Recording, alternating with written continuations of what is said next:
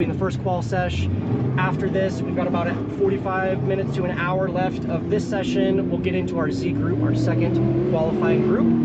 And yeah, we're running a little bit different of a layout. We've got a decently technical situation for the drivers. You know, a good mix of outer zones and inner clips. And we've got Jerry Madden in that green and black S13 in the lead, Nate Pena in the chase. Coming into this next inner clip. Angle in the chase, bit of a hiccup there, Jerry very smoothly in the lead there in his LS powered S13. So, as you can see, out on the grid, we've got drivers staged on turn 1. They're going to be sent from grid to turn 3, where they line up next to that white truck out on track. Then, once they get sent from the start line, they will go and basically grip drive and accelerate around the next turn down that back straightaway and then initiate by the 3-2-1. Ideally in the drivers meeting we told drivers to initiate before the 3-2-1, settle the car into the 3-2-1. That way it positions you correctly into that first outer zone and really kind of sets the tone and pace for the rest of the course. So Nate Pena in the lead there in that Nissan 350Z, or some people have been calling it the Sweat, because he removed the hatch and cut the rear end off of it, and it looks kind of like a truck. And let's get into the second half of this battle. There we go, Nate in the lead, Jerry in the chase. So as you can see, they're going to kind of grip around that first turn, accelerate down the back straightaway, flick into that first inner clip and outer zone.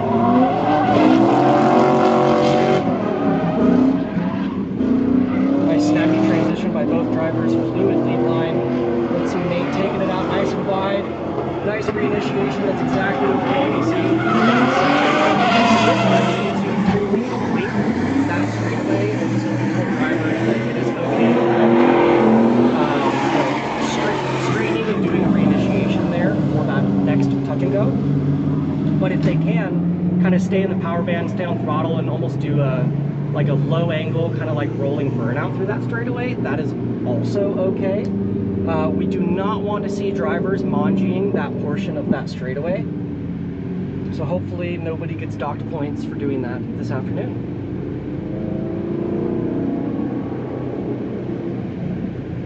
No audio?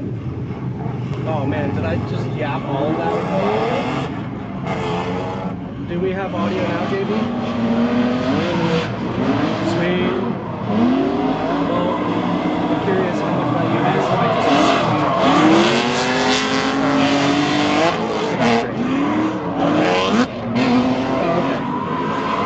okay, cool. So in the lead, we got and then driving with them in the case in that 350.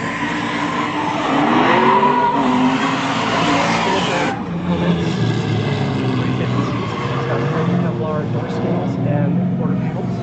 If you're looking to get some carbon Kevlar components for your Nissans, go check out Spinnaker Composites. I believe it's Spinnaker Composites. And in between battles, I'm going to do a quick sponsor partnership shout out.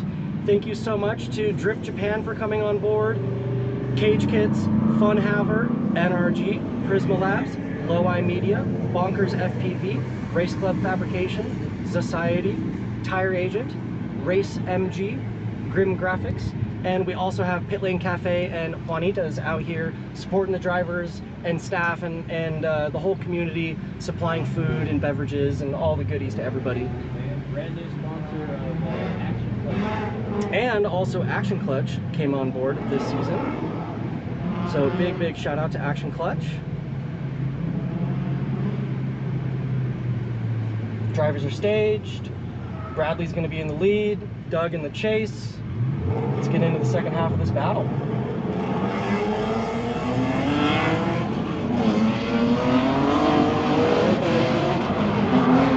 Hey, Bradley's a big gap on that lead.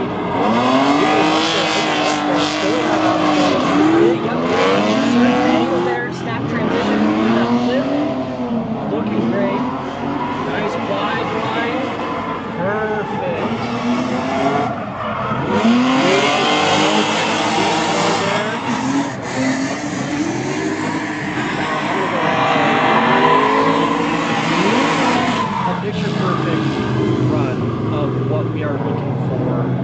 this afternoon out of these drivers.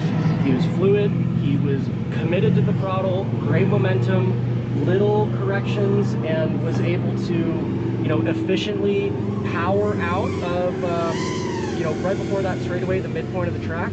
He was able to kind of stay on power through it, straighten the car, was not inside. We don't want to see drivers on the inside of the course there. He stayed outside, reinitiated to the next inner clip, and was looking great through the rest of it.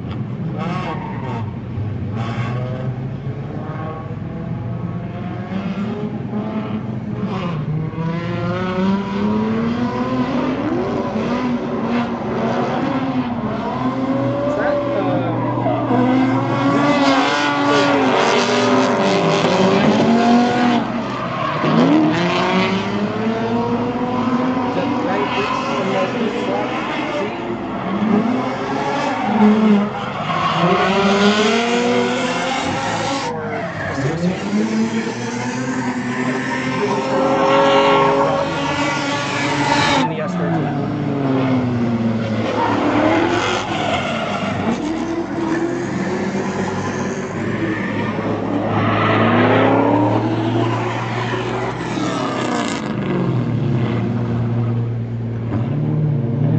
What's up, Will? How we doing, Will? Miss you, appreciate you.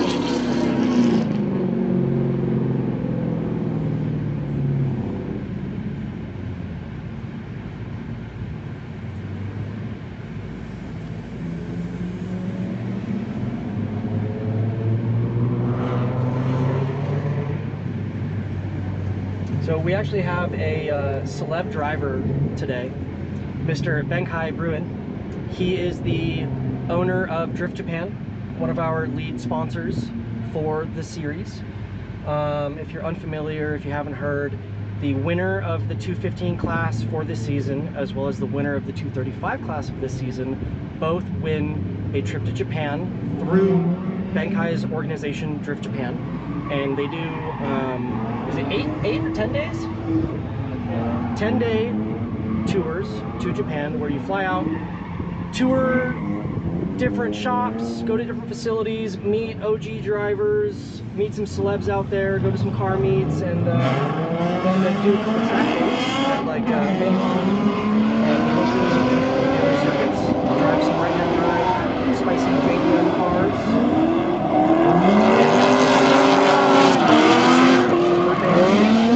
And he's also out here driving 235 today. Hector built a LS350Z, and Benkai is driving that. Oh, we got a little bit of contact there, but we're good. Cars are unscathed. Rodney's sending it a little bit too deep on that reinitiation, so that's going to cost him some points for that lead run. Unfortunate. But anyways, Benkai is driving today. The car that Hector built, 600 horsepower LS car. He'll be in Z group. And so we can see how he does driving left-hand drive and against these American guys. And, you know, not only are these guys out here driving to win the prize, they get to drive with the owner of the organization and compete against him for the trip. So that's pretty sweet. Yeah, so basically we have a whole roster of people can't make it. Yes.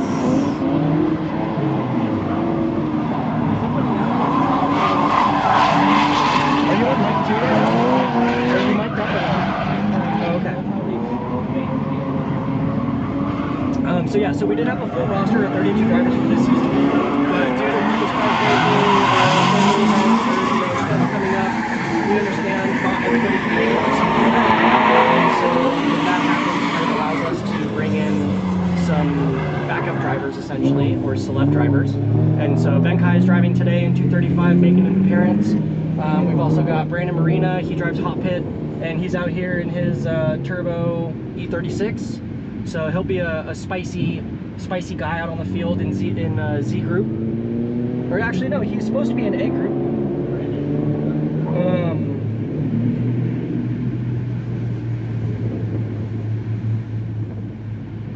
I'm texting him. I said, you're supposed to be driving right now. What happened? So we'll get a live update on Brandon's situation. Is that his car out in front of the grid? Oh, maybe. I just saw the Is he next to Hector? And so we got Jackson in the lead in that white E36 and Eric in the chase in the BMW E30.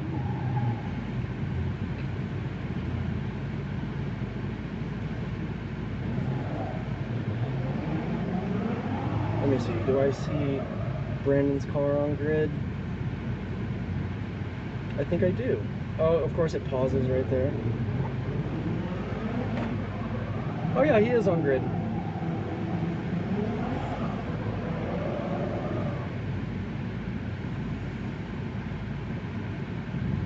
All right, Jackson versus Eric. Some BMW on BMW action. Although one of them's an imposter. The E30 has an LS in it. Jackson, nice flick in on initiation. Smooth, wide line, dip and tire, off track, saves it, maintains grip, hits the, skins that outer zone, dirt flying off the car.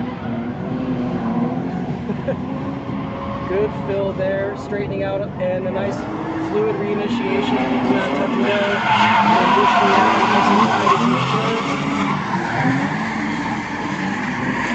Eric's really through that final run. I saw at least 2 wheels off in the air when the car was settling.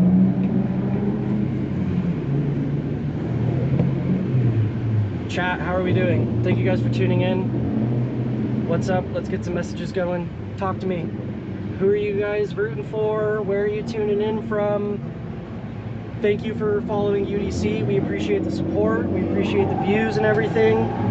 Talking audio is quiet, Will says. Hector Nunez in the lead, Brandon Marina in the chase. Hector's nearly 800 horsepower JZ S14, and Brandon's car probably making close to the same power. I don't know how much power Brandon's car is making. I'd say at least 500 to 600. Right in the chase. Brandon showed up late, missed the first drivers meeting, missed practice, unloaded the car, and this is his first lap. So his first lap, and he's just on Hector's door, pulling a Schaefer, just saying screw everybody, screw practice, I don't need it, coming out with a heater chase run as his first run.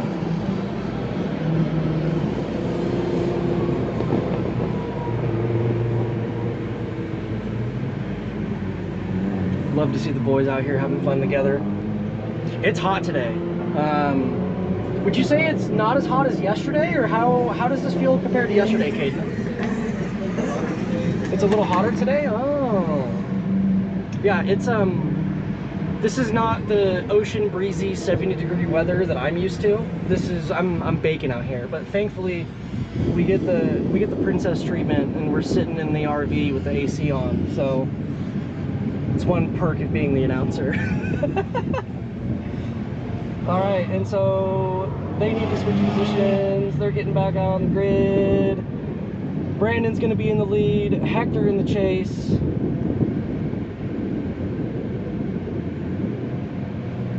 It's a good day so far. It's just hot. All right, some Beamer on Nissan action. Brandon putting a little gap there. Hector sucking in the pocket on transition.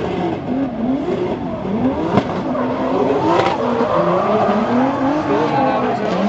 Snappy transition, checking up. Nice and fluid. Taking it easy. Powering through, staying in grip. Looking good for everywhere.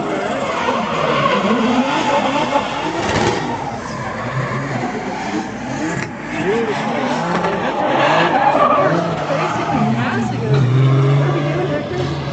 Careful now. Getting a little spicy. So that'll be a bit of a deficit, I would think, on Hector's part through that last outer zone. He was way offline, nearly impeding Brandon's line, at least from my point of view. I'm not a judge, so I can't make any official calls. Anything you hear from me is hearsay, okay? So don't go complaining that I'm saying stuff on stream, because I'm not a judge. So if you have any qualms with the calls made, that's not me, that's on the judges. Just to clarify.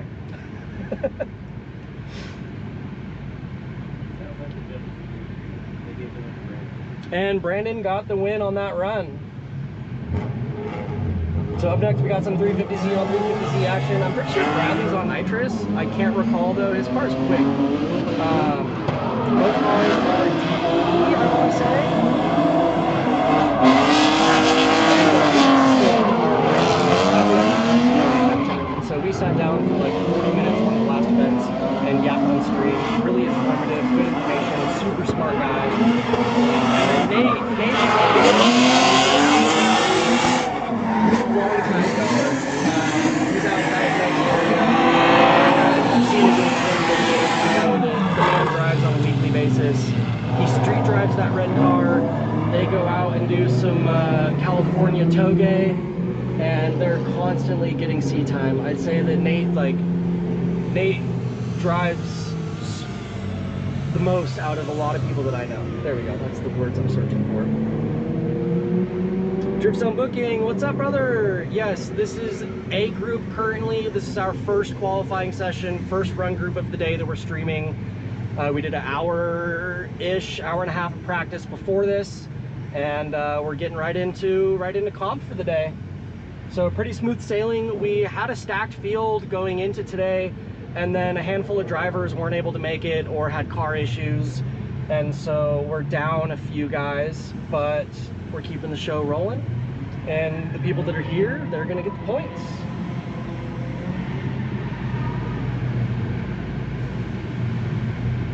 And so if you're unfamiliar with this format, UDC is a bit different from a traditional drifting competition where you have a bracket style format. As you can see, cars are constantly going right now, right? We've got drivers taking on the grid. So we do two run groups. We've got run group A as well as run group C. This currently is run group A. The drivers in this qualifying session will do 5 battles, and if they win that battle, they get up to 5 points for winning that point. Now there's some scenarios where they might tie up, they get 3 points, or tie down, they get 2 points, or they can do. So with that being said, let's say Nate here in that red car wins all 5 of his battles this first qualifying session, he gets 25 points. Then we go to Z group does the same thing. Then we have a second qualifying session for both run groups as well. And so if you win every single one of your battles as a driver during qualifying, you get 50 points for the day. Well, based off of how many points that you accrue in qualifying, that then dictates whether or not you make it into our top 8. And so we do the like Matsuri style marathon qualifying to where these guys are getting constant seat time and also constant battles, but not only that, they get to battle every single driver on grid, nearly, depending on the flow, depending on the amount of drivers. So that's really cool. Throughout the entirety of the day in both qualifying sessions, each driver should have battled one another at least once through the day. Then, as we get through qualifying and into finals, then we transition to a traditional bracket style format for the finals. So we'll do a top 8 later on today, and you know, we'll have these guys based on qualifying points, run it from there.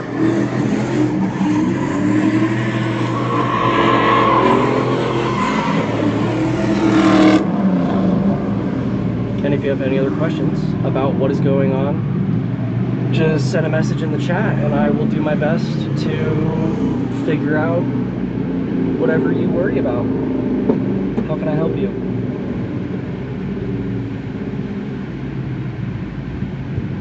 Yeah, this layout's pretty sick. It seems like it's flowing well. There weren't really any complaints from the drivers. It was funny during practice, so like the halfway point of this course where they're straightening out and reinitiating, the first practice session, a lot of the lead guys were cutting inside on the course and then initiating a little too early, and so they were plowing over that first touch and go, that first inner clip. And so we got through the first practice session, and then I pulled everyone for a driver's meeting and was like, listen guys, you gotta stop sucking. You have so much more room on the outside than you think you do. Stop cutting the course, you're going inside, stay as wide as you can. And also, like, for the lead cars, you know, at the end of the day, this is drifting. They're not going out here for lap times, right? Here to put on a show. They're here to fill the zones and hit their marks. Obviously, it's a competition, so they're going to be fast. They got to carry that momentum and speed through the course. But it's up to the lead car to kind of put down like a bro line for the chase driver, to where we want that lead driver to be wide through the course, to fill those zones, to transition at the correct spots through these inner clips, because without a smooth, fluid, proper lead line, you don't give the chase driver an opportunity to do a proper chase. So I kind of reiterated to everybody, like, hey guys, smooth it out, widen it up, and do better. And it seemed like nobody had any complaints so far about the layout or about how things are going, so that was good. And hopefully it continues to flow smoothly through the day. I'm hoping that we can get through the day with minimal chaos, minimal wreckage, hopefully no breaks. We will see.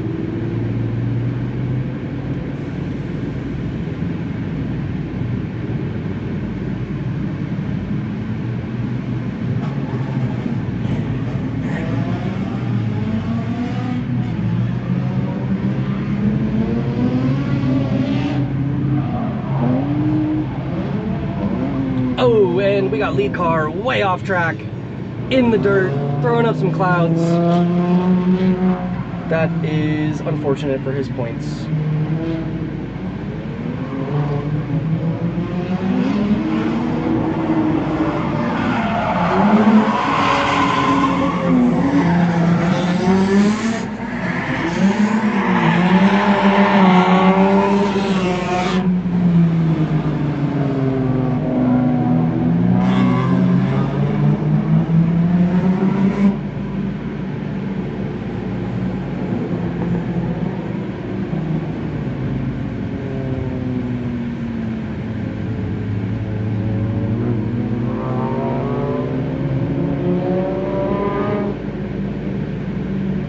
So good.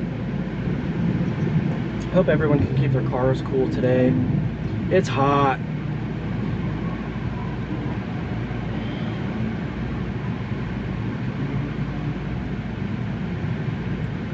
So because initially that 350Z was supposed to be his lead run, and then he botched the initiation and went off track, and then Jackson passed him.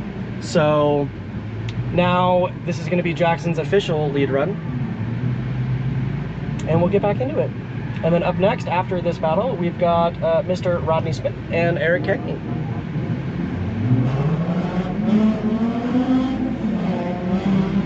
Jackson in the lead in that BMW, and I'm pretty sure he's on nitrous too. If I'm not mistaken, he's got a nitrous bottle mounted in the trunk of that thing, popped out the rear hatch. So that's pretty sick to see. Nice snappy transition there. Let's see if he can pull out wide down the straightaway with a nice flick. Yep, smooth reinitiation, snap to angle. Looking good, looking good. Oh no. Insane. I could not do that, dude.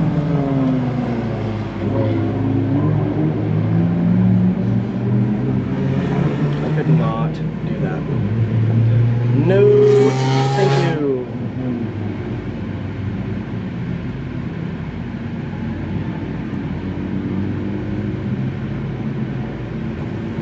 Seems like we're on, like, what, battle 2 or 3 so far?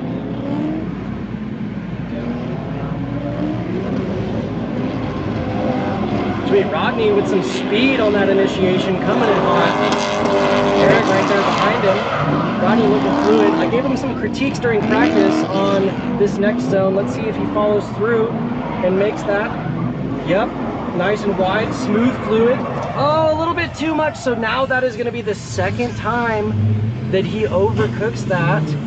I'm curious. It seems like he's kind of going, I don't know if he's like hitting marbles and just losing left side right. Looks like he's lacking some grip in the car through that turn specifically. But watching him drive earlier today, like, car looked pretty planted, pretty dialed. So I'm curious what is going on now that is causing him. Let me review this footage and see. What is going on, Mr. Comes out, straightens out on the straight, flicks in, and yeah, maybe he needs to snap that initiation a little bit more aggressive, because he's flicking to reinitiate the drift, but maybe I think he doesn't have enough angle on that reinitiation, and so instead of sending him left towards the touch and go as it should, it's sending him straight off track. At least that is kind of my brief observation.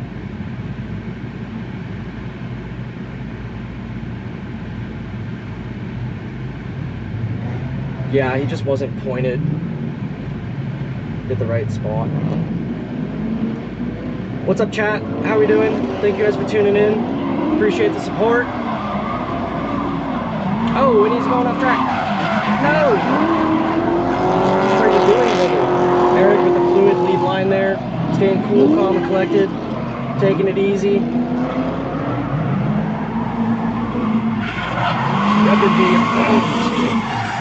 With the big Grassroots Garage sticker on the side of his BMW. Shout out Austin and the boys over at Grassroots Garage.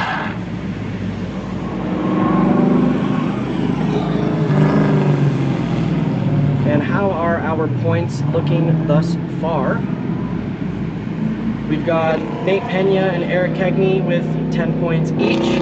We've got a four-way tie for third place with 7 points each. We got Bradley Wertemantel, Jackson Vieira. I'm gonna butcher your last name. I'm so sorry, Jackson. Vieira? I should know how to say this by now. My bad. Jerry Madden and Ryan Freese. Then we got Brandon Marina with 5 points. Hector Nunez and Doug tied for 8th with 4 points each. And then Rodney Smith with 2 points. So Nate Pena in the lead with Hector Nunez chasing right behind him. Great transition timing by Hector in the chase there, right on the pocket. Good and snappy as we want to see. Nice flick to reinitiate there by Nate in the lead. And see him fill these last few outer zones. So as you can see, the last turn there is broken up into 3 boxes, and so we've got 3 outer zones for reference. You know, like one big outer zone would have been okay, but kind of breaking it up like that allows a little bit more, what was I gonna say? I was gonna say critique, but I don't know. I don't know where I was going with that. But it's great. The layout's pretty sick. I like it. I like the reinitiation point that we've implemented. I know we did that last round when we were running the reverse layout, where they would initiate at like turn 1 back there, and then funnel down the back straightaway, and then enter drift back again at the hump in reverse, and that was freaking awesome to see. And you know, because these drivers are competing to win a trip to Japan, we're trying to bring some more like Japanese roots style of driving to the format here, hence why like we've been, you know, kind of doing like the start-stop thing with, you know, they're coming through, what is that, turn 1, 2, 3, 4, right after the S and transition there, when they're straight, you know, they re-straighten and then have to initiate again, kind of trying to get these guys to be quick and snappy and maintain that momentum and really learn how to preload and manipulate the mechanical grip of the car. And then we got Hector, Mr. Big Power, just floating through it in one big sweeper. Versus having an 800 horsepower JZ.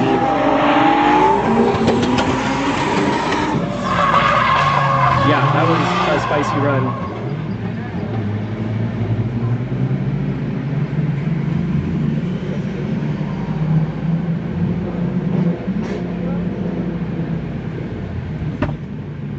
Hello. Hello. We have the first guest of the day. How's it going? How are you? Good, how are you? What's your name? Blue. Hi, Blue. What's your name? Oh, my name's Hayden. Thank you. Hayden. I guess I didn't fully introduce myself earlier. Come on, man. I know. My name is Hayden Collette. I'm the UDC announcer. Blue, I've transported him out here this weekend. He's a drifting virgin. This is his first time out at Apple Valley. Popping my cherry. Yeah. We got him in a drift car for the first time this morning, so that was cool. Yeah. And now we roped him into helping out with some track duty stuff and some media stuff, so pretty sweet. Appreciate you coming out. And of course, bro. Thanks for having me. As an outsider, what's your mindset and viewpoint coming in blind to how this is going? It's raw fucking power, bro.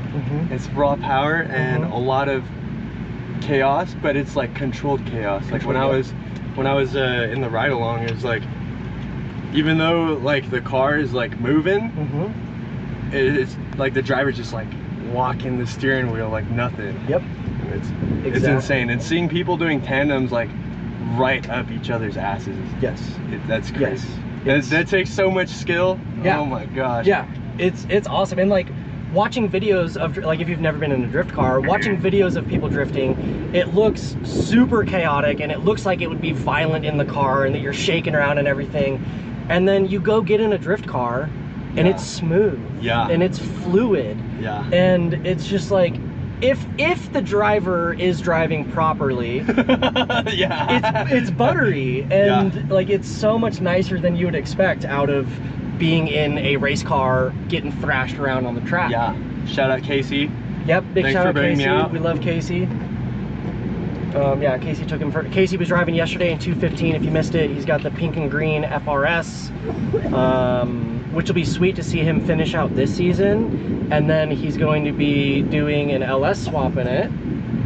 And yeah, it'll be pretty rad. Which I think we're talking. I don't know. I might be doing the swap for him. I don't know. Okay. I gotta talk with him about that.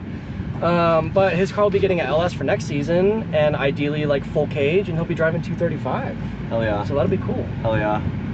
Tentatively, maybe. I don't know. I'm not trying to speak for him, so we'll see. You'll have a motor strong enough to push those thick dogs. Exactly. Yeah. And what are we waiting on a judge's call for the last battle or something? Barely called the last. Power on. 1. All right, and we got Bradley Wintermantle in the lead with Brandon Marina in the chase here. This will be good because Bradley is one of my favorite UDC 235 drivers. Love the guy so much. And Brandon is one of my favorite hot-pit drivers. So this is pretty sick to see two of the homies down here battling it. Seems like Brandon's being pretty conservative there in the chase. I want to see him suck up on that door. But also, Brandon's never driven with any of these guys, so I totally understand if he's trying to be a little bit conservative in the chase. However, right in the pocket, yep, skimming that bumper. There we go. That's exactly what I was expecting out of Brandon in the chase there. Looking good, and that was a fire lead run from Bradley.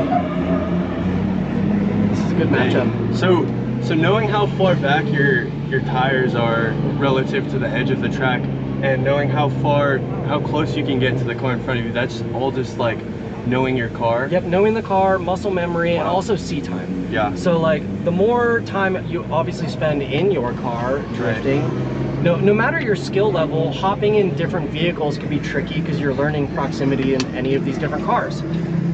So yeah, like these guys, Bradley's obviously very comfortable in that Z. Yeah. Brandon's very comfortable in the Beamer. And so like that transition right there was a perfect example of Brandon knowing his car, and also him as a skilled driver timing his transition correctly behind the lead car. So like as a chase driver, you know, the lead car is setting the line, right? Yeah. As the chase driver, you almost want to predict when that lead car is loading up to transition, so that the chase car can almost start his transition right before. And then as that lead car gets set up into the zone, chase car, boom, is right there in the pocket. Oh, Brandon makes a mistake, straightens out, and is going to forfeit that run. Looks like he is zooming off track. I don't know if he's going to pull into the pits or what. Yep, and it looks like Marina is pulling into the pits. So I wonder if he had some sort of a engine or mechanical issue that he caught quickly, and it's going to go, excuse me, it's going to go try to fix that before his next battle. And again, to all the new people hopping in the stream, thank you for the support. We appreciate you guys viewing. I'll turn that, there we go, thank you, sir. We appreciate the feedback, we appreciate the support. Drop some comments down below, let us know who you're supporting, who you're here to watch. Thanks for putting up with my voice and listening to me yap. If you have any questions about anything, comment down below and I will do my best to answer those. And yeah, just enjoy the show throughout the day. So if you missed my explanation before, we have our first qualifying session for A group currently. As we get through this, we will go into Z group qualifying. Then we have a little bit of a lunch break. We have a secondary qualifying session for both A group and Z group. And then after that, we count up the points and get into a top 8 bracket. It's nice that there's like a 20-second delay, like 15-20-second delay on the stream, because we can watch them go by, and then I can like tune in on the drone and watch the drone like a replay. As a little bit of a replay. Yeah. And it looks like we're getting into our like 3rd and 4th battles for some of these guys. And there's 5 battles total. Yep, okay. 5 battles total. So they can get up to 5 points per battle. If they win every battle, they get 25 points, and that, you know, further locks them in to the grade 8. I feel like I shouldn't call it the grade 8 because FD calls it the grade 8. I feel like we need to like make up our own terminology for the grade 8. The grade 8. Why are they called grade 8? Because they're great and they made it into the top 8. Oh, so these are the top 8 right now? No. Okay. No, I'm just saying for once we get through qualifying, yeah, those guys that accumulate the points, then they get into our final bracket. Okay. Yeah. We should do like a terrific 12. Terrific 12? terrific 12. And Jackson in the lead there, coming in hot, looking good, looking steady. In that white BMW E36. And in the chase, in that Mustang, we got Doug Schwartz. He's got the power of the Schwartz with him. Oh, and he passes him. What? Now, is that going to be a deficit for... Oh man, that's a tricky... Okay, I gotta look at that again, because Jackson, did he come out of drift and kind of stall there, and is that why he got passed? Or was the chase driver just being a little too aggressive? What was going on there? Let's look at this if it'll load. Jackson, super late transition there, super wide through that OZ, but Doug just completely cut inside there. Although Doug had proper transition timing, dude, the stream also cut there. Dang. That's crazy. Because Doug should have been on the outer, right? And that. Yeah, Doug should have been on the outer, but he was super inside. Yeah. I don't know if this answers anything for you, but they called Mustang. They what? Called the winner. Okay. Yeah, because I mean, Jackson was way offline on transition there, and then also was technically, yeah, Jackson technically zeroed there because he was on concrete, and I specifically said earlier not to be on concrete. Oh, right there. I don't know. That's a tricky one. But Jackson was also like 3 off, so yeah. His front wheels were in the outer zone. That's a no-no. We got Jerry Madden in that green and black S13, powered by the good old Chevrolet ALS motor. And then in the chase, we got Ryan Fries in that nice Japanese style liveried up 350Z.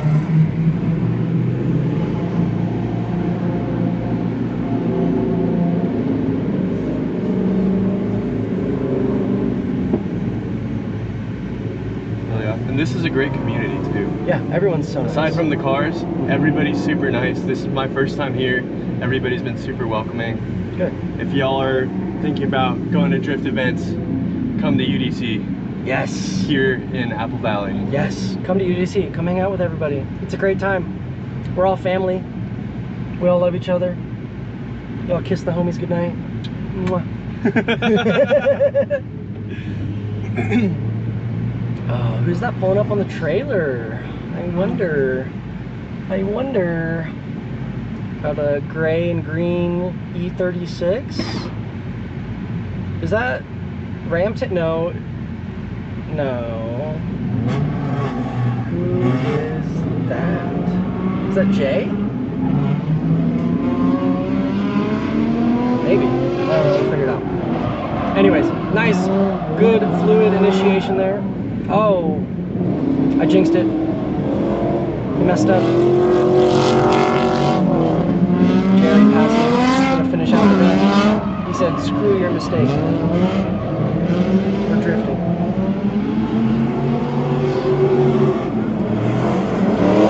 Can't wait to see Ben Kai compete. Yeah. Big shout out to Drift Japan. Love the boys of Drift Japan. Ben, I wish you were here, Ben. We miss you lots. Need to go out to Japan sometime. And then this next battle, we got Hector in the lead and Eric in the chase. So Benkai's gonna be in Hector's car too, right? Yeah, he'll be in the LS 350Z. So yeah, Hector's driving the S14. Okay. And then Benkai will be in the 350Z. Sick.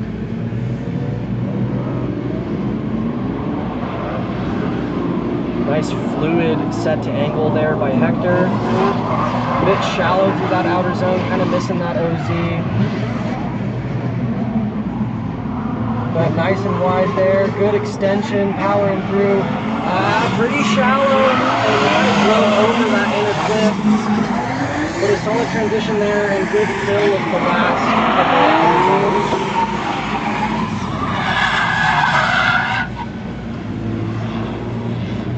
Where's Isaac? Isaac drove yesterday, and I don't think Isaac is driving today. No, he's not on the list for today, unfortunately. But Isaac drove yesterday, so if you want to see his laps, you could tune into the 215 stream from yesterday.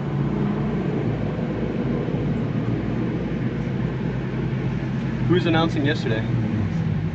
Nobody / Caden. Caden was kind of announcing. I should have just like called you. Yeah, I think just put you on. Yeah. I just had you in my AirPods while I was at work, and I'm just like low-key announcing while I'm at work, QAing parts. That'd be funny.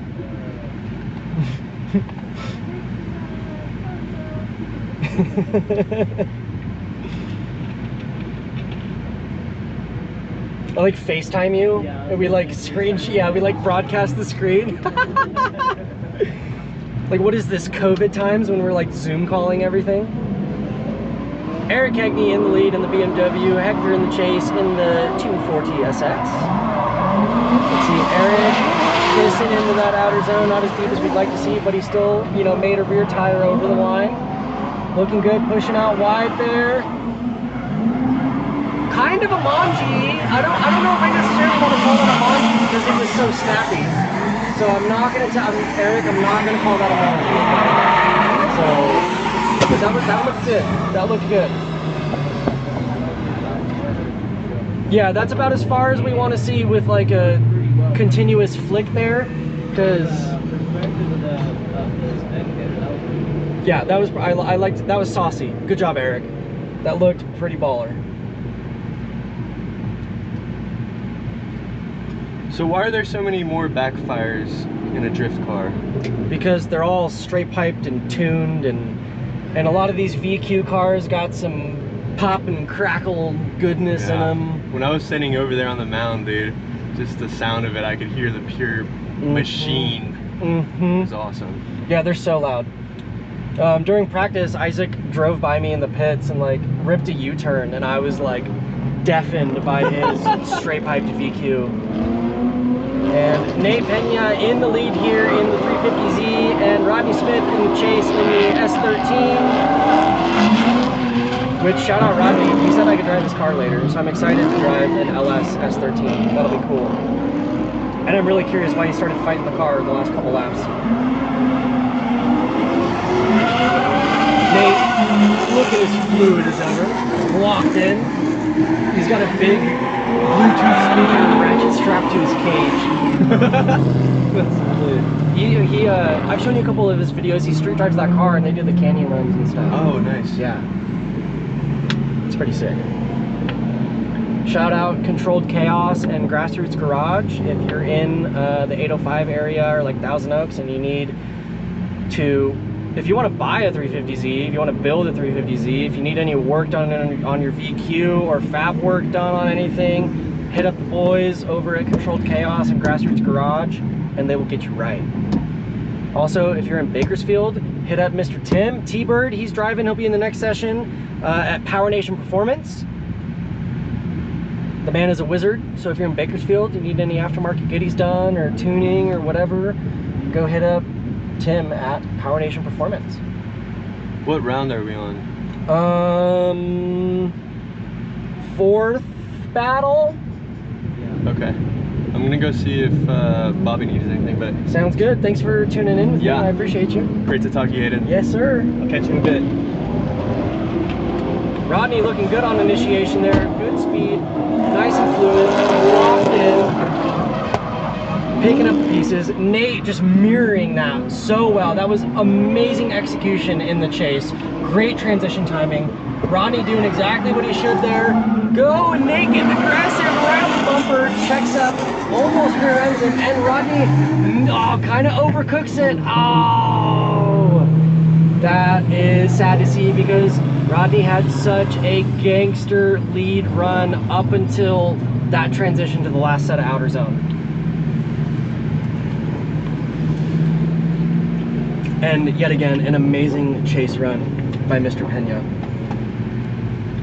What's up, Tony? Hello, Mr. Big Dog. How we doing? Thank you guys all for tuning in. We appreciate you. We love the support. And I know the drivers love it too. So very glad to have the opportunity to be here with the UDC family and to be putting on this show for everybody at home. And I know the drivers are stoked to be out here, to be in a competitive environment, and also to be getting as much seat time as they are. Hopefully everyone can keep their cars cool and not break, because we don't want any crashes. We do not want you to break. We do not need delays today, all right? We gotta keep the show rolling. Jackson in the lead in that E36. Bradley Windhandle in the chase in the 350Z. Looking good. Nice and fluid.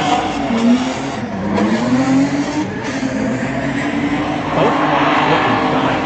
Oh, that looked pretty solid, at least from my point of view. I am no drone. I am also not sitting where the judges are. Oh, okay, so when Brandon Marina went off track earlier, his car started fuel cutting on initiation because he was low on fuel. That's crazy you didn't refill the car before doing one freaking lap, you squid. Brandon, you're a squid.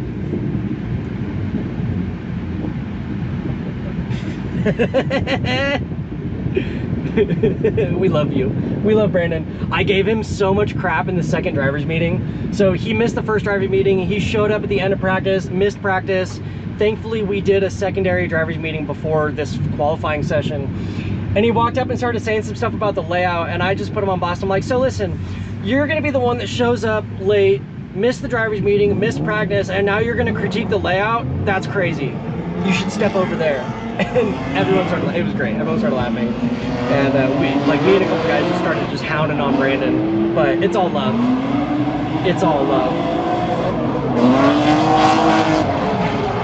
That's another thing I love about being a part of UDC is all of the drivers are amazing. And the homies, like everyone out here is phenomenal. And we can all joke and BS and banter with each other. And nobody takes it personal. Hopefully nobody takes it personal. And it's all love at the end of the day.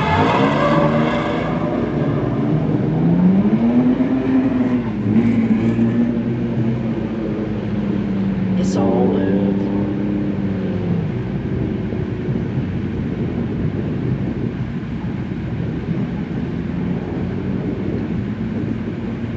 Chat, how are we doing? We got 25 of y'all in here. Let's get some talking going. Talk to me.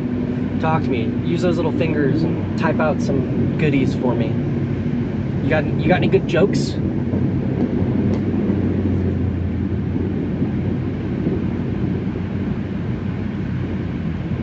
Why was 6 afraid of 7? Because 7, 8, 9. Get it? I should like write out some stand-up bits and just start doing stand-up bits on the stream. Soft launch my comedic career.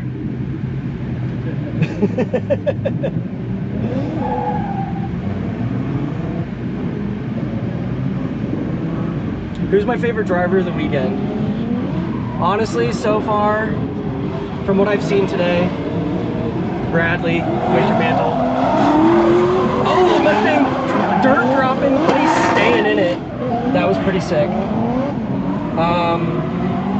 Yeah, so far, since I was only here today, I think Bradley's my favorite because dude feels that seat so well. He's fluid, he's fast, he's consistent. He figured out the layout early on and immediately, and it was just dialed in. So, yeah, I don't know though.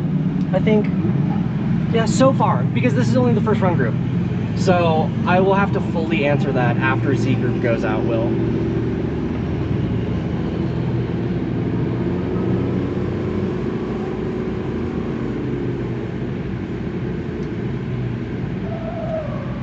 Hopefully Brandon has enough fuel in his car to complete another lap now. Oh, Peyton. Yeah, Peyton's another one of my favorites. 2 weeks ago, we were out here for the Rampage event, and shout out Oscar. Huge shout out to Society. We love Society so much. Shout out Oscar. Thank you, brother. He let me drive the Society Z for most of the day on Sunday. And Peyton and I got to get some laps in, and if you go to my Instagram, there's a drone video of him and I, and he's chasing me, and I transition, and he was so close that it knocked his front bumper off, and we stayed in it. He's right back in the pocket, and then he sucks back in the pocket on that transition, and I kind of bobbled, and I dirt dropped off track, and then like got kind of like corrected, like sucked back in, and we smack each other. And my wheel broke, and he like, you could see the paint from his wheel on the rear quarter, and it was pretty sick. Thankfully, Oscar wasn't upset about it. I told him I'd buy him a new fender if I needed to. But I had some sick laps with Peyton. Peyton's an amazing driver, and he's got that like Kansai style car, like Kansai Meihan style car. I want to see him go to Japan because he's got the style down almost more than a lot of the guys out here this weekend, to where if he were to hop in one of those cars out there, I feel like he'd be pretty at home. And the dude is so nice. We love Peyton. And he's also been to Japan a handful of times because he works for Larry, right? Yeah, Peyton works with Larry Chen, so that's super cool. Also, who else is another favorite that's here today? Ryan Smith. Ryan's the homie. Ryan's Pookie. He's a LS E36 sedan that'll be driving next session. Honestly, I could name off the entire field. I love all of these guys so much. And for some of them, like, we don't even really know each other aside from being at UDC together. And I feel like we're close homies just because we vibe so well. And like, for example, like the first round of this year, I met Ryan and then Cody Bedwetter. Love you, Cody. And like we met and we just like clicked instantly. We're just like instant homies. And now we like call each other randomly and we'll chit chat. And like also with Casey too, Casey Davis at 215. We met at the beginning of the season, and now he's like one of the homies. He came over to my house last week, and like we went to the fair and we chilled. And so the community is so amazing. I love everybody here so much. All the drivers are wonderful, and it's just all the homies. And so like if you're watching this from an outside perspective and you want to get into drifting, or you want to come drive UDC and you're like timid for some reason because you don't know, or you know, whatever the case may be, just do it. Just sign up, come out to the track, even if you're coming out as a spectator. Come out, hang out, walk around the pits, and just talk to people. Because I guarantee you, you can walk up to just anybody here and strike up a conversation, and you'll make a new friend. And don't get me wrong, it might be a little weird at first, but like, you just got to be the one to walk up and break the wall down and strike up the conversation. And then it works out, and then you have new friends, and everybody's having a great time. All right, into this next battle, we got some Nissan on Nissan action. 350C in the lead, S15 in the chase. Low net, nice snappy transition, big angle, a little bit too snappy of a transition. Unfortunately, lead car falling out of drift, and so that'll be a deficit on his lead run.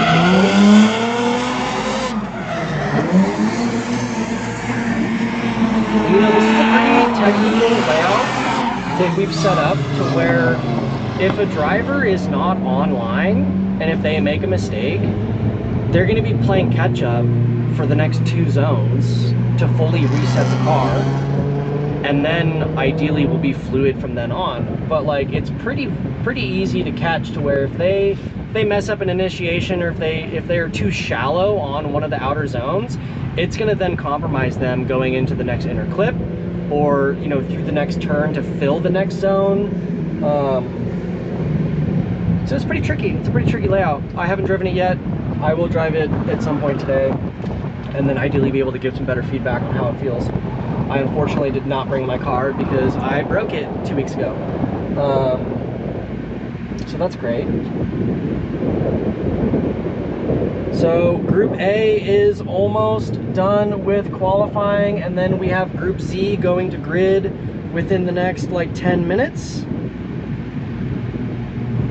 Okay, I know Crystal Geyser is so much better than Aquafina, but I got these because it was 2 for $4 at the gas station.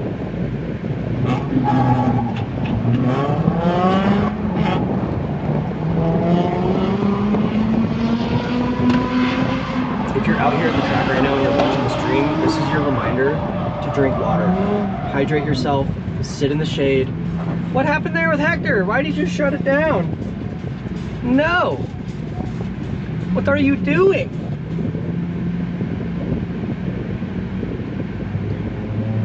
No, what happened? Hector. I'm trying to see, I'm going back on the stream. What happened? He initiated, and then it looked like the car just cut out and died. So that sucks. Hi, Peyton. Hi. Hey, Peyton. Oh wait, you're about to go on grid. Dang it. I was gonna say come sit with me and talk, but you're gonna go out on your session shortly. I mean, your pit is right there. You could sprint over here real quick and talk with me for 5 minutes. Yeah, come talk with me while they recover Hector's car. Run. Hurry. Move those little legs.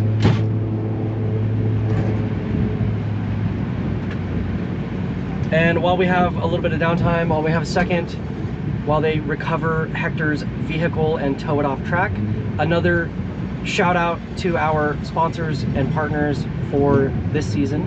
We've got Drift Japan, Cage Kits, Funhaver, NRG, Prisma Labs, Low Eye Media, Bonkers FPV, Race Club Fabrication, Society, Tire Agent, Race MG, Grim Graphics, Action Clutch, Pit Lane Cafe, Juanita's, and what was the other food vendor? There's like burgers and some other... What is it? Bees Caboose? Bees Caboose. So yeah, shout out everybody. Thank you guys for being involved and supporting the drivers in the series. And if you are at home watching this and your car is in the garage on jack stands, go get some parts from NRG. Go check out the Prisma Labs website. Get some seats, some steering wheels. Yeah, and he did it. He listened. He moved those legs. We got Peyton in the house. What up, brother? How are you? Hot. Yeah, it's hot. Uh-huh. What happened? I don't know. He initiated and he drifted for a second and then straight out car like shut off on him. So I hope it's not mechanical. His rear arm's back. Oh, Did he get hit? maybe he's just not towed in. No, that's bad. Yeah, maybe he did get smacked. I don't know. That car is pretty spicy.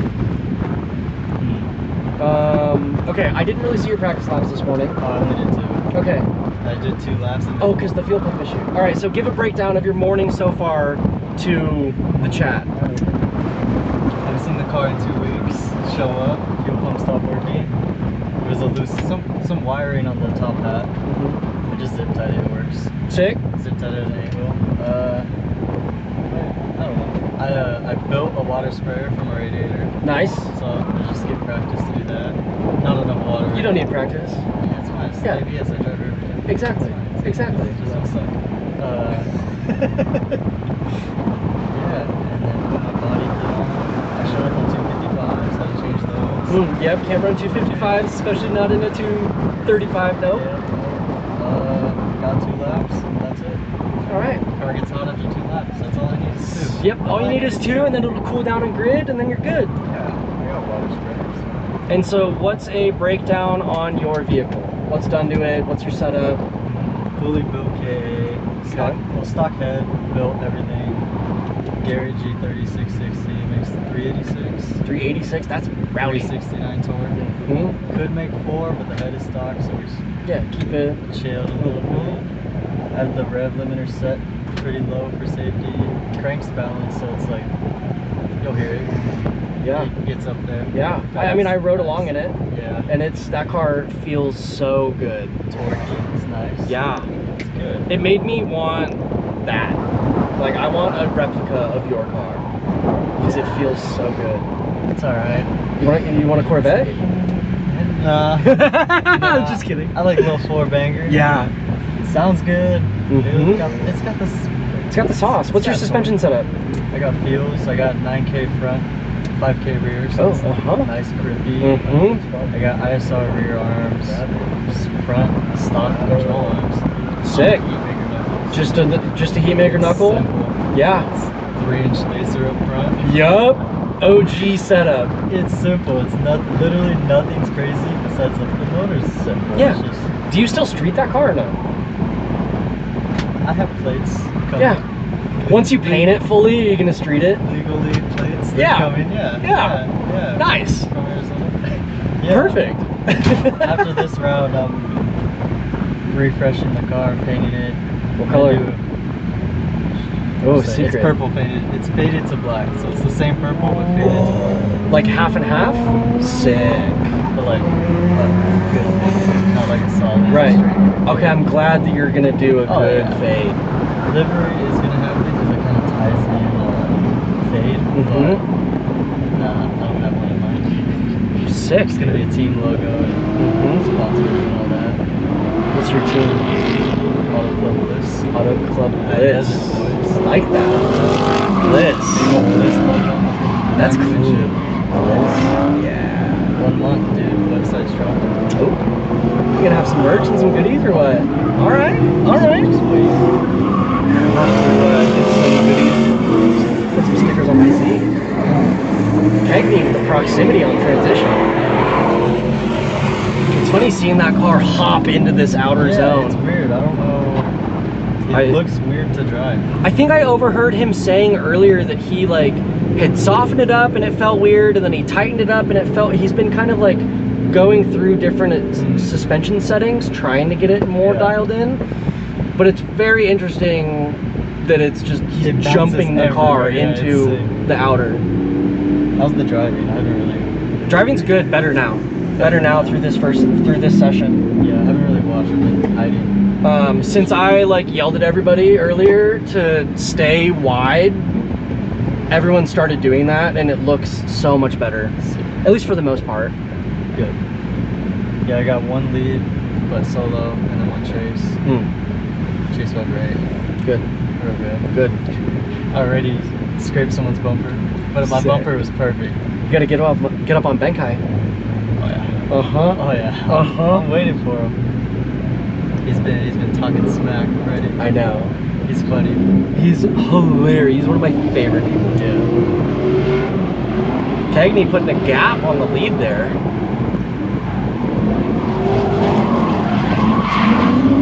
You got any events planned for next month? Since there's no UDC going on next month? I'm Just chilling. down to the next EC, so refresh the car. Yep, that makes sense. Oh, good. 25.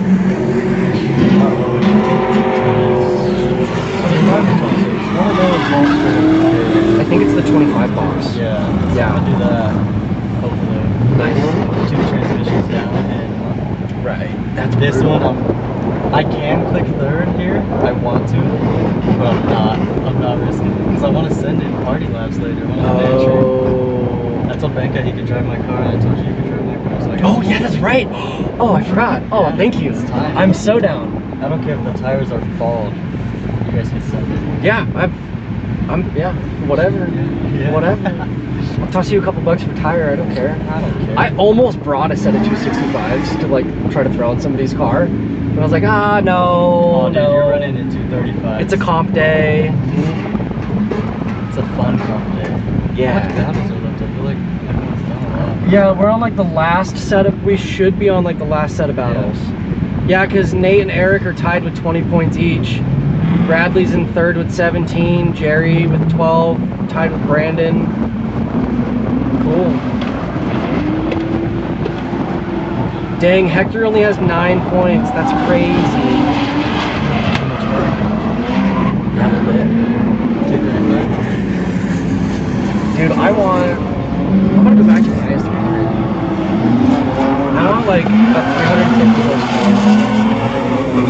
Just like a stock 1J, simple bolt-ons, and just party mode. Those things, just let them up right. You can just click them. They snap. Mm-hmm. Those things snap. Mm-hmm. My boy Cody from High Desert has his snap.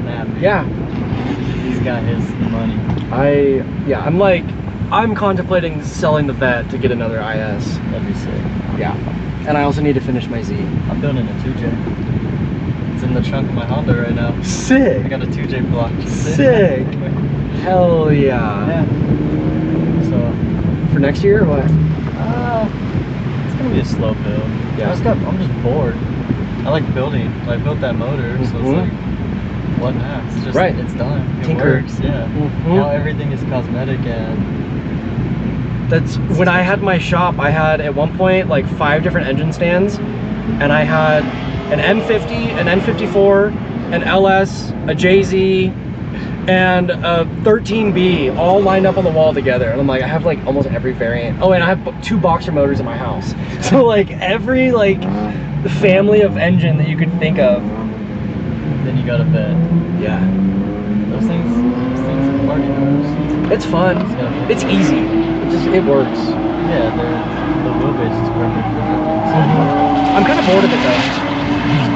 I want to go to something different. I want to go back to an IS, or I want to build an S13.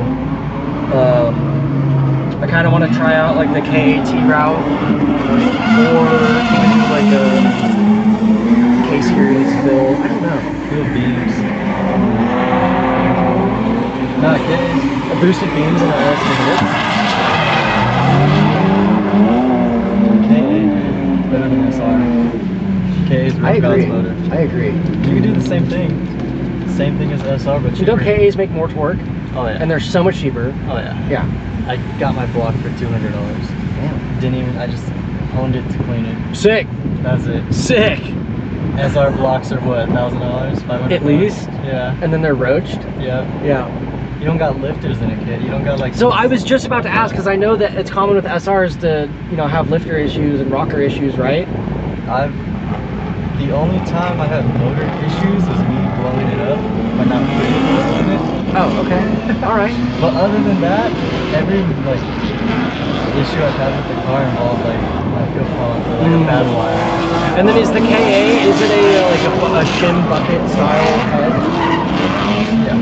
Okay. And then the cams too. Right. That's fine. And don't the single cams make more torque than the dual cams? And the drip team is supposed to all single cams. That's cool. That's cool. See, I want to build a saucy, stylish, sick car. And I'll go grid. Yep, go grid up. All right, brother. Good luck, sir. Thank you for talking. I'm ready to disappoint. Nah. I'm ready to talk shit on your driving. Do it.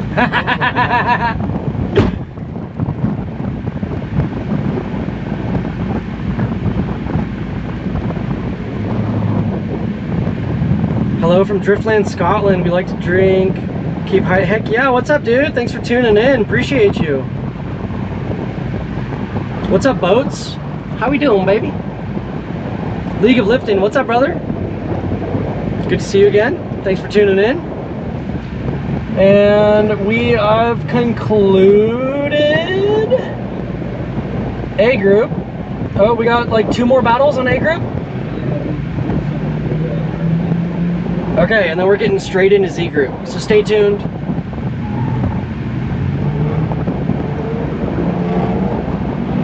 Rodney Smith in the lead in the black LS S13. Bradley Wintermantle in the chase in the silver Spinnaker 350Z.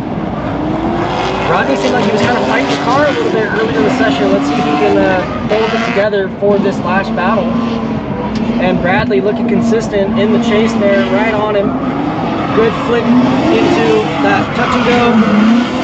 Smooth and fluid. A little bit of a bobble though, right as I say that. But pulling out nice through that final outer section.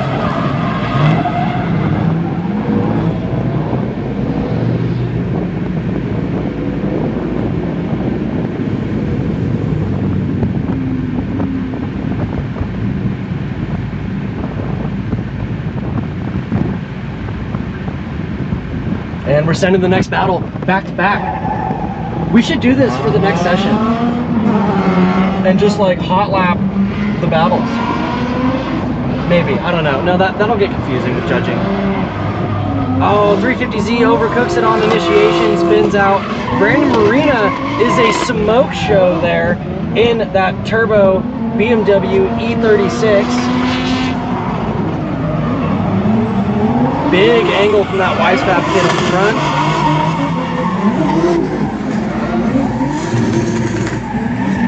Heavy on the left foot brake.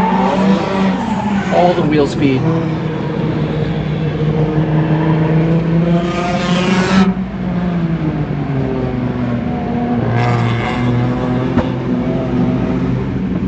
Howdy, sir. Hello. Welcome back. I gotta escape the heat a little bit. Yep. My goodness. See, it's like warm up here, but it's not bad because there's airflow. Hi, Bucci. We got Bucci Media out on track with the live stream cam. Shout out to all the Salt Lake boys, the Utah boys. Big shout out Cage Kids. We love you all. We appreciate you.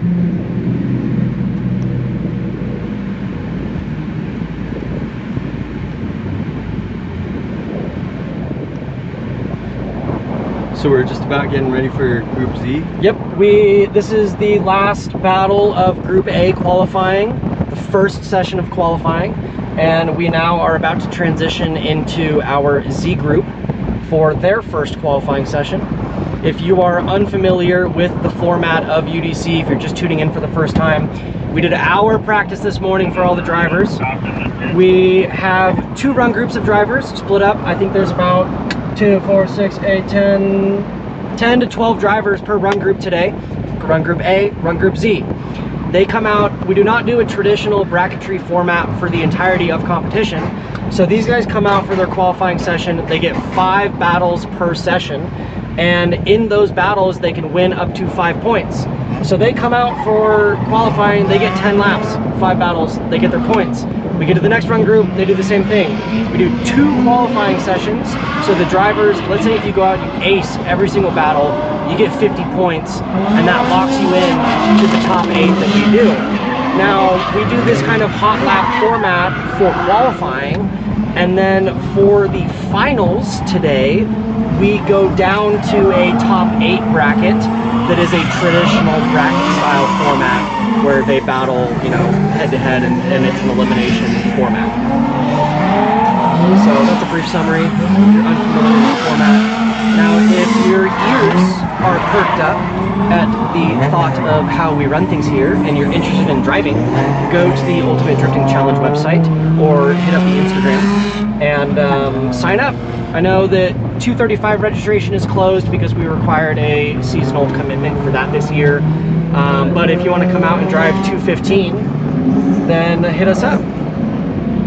If you want to drive 235 as a guest driver, Yep, and yeah, if you want to drive 235 as a guest driver, send us a message anyways, because, you know, today, for example, we had a handful of guys that had previous mechanical issues or, you know, whatever the case may be going on in their life to where they weren't able to make it. And with circumstances like that, we are not opposed to filling in some empty spots and getting some new faces in. I know, like, Brandon Marina is driving today. He's a new guy. We got Benkai driving today as a celeb driver. So yeah, if you want to come out and party with the boys, come jam with everybody. It's a good time.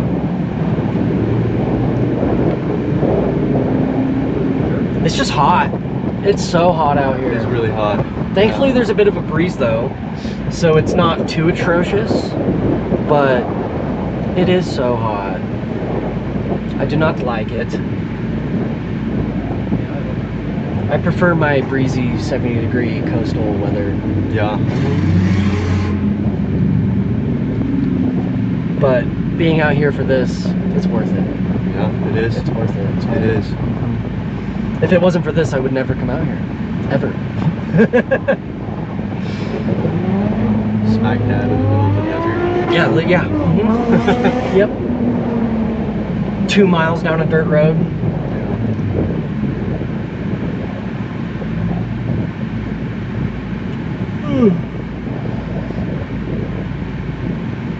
All right, last battle, Rodney and Jerry. Rodney in the lead, Jerry in the chase. Some S13 on S13 action. What up, Bella? Bella's watching. I know. What's up, nerd?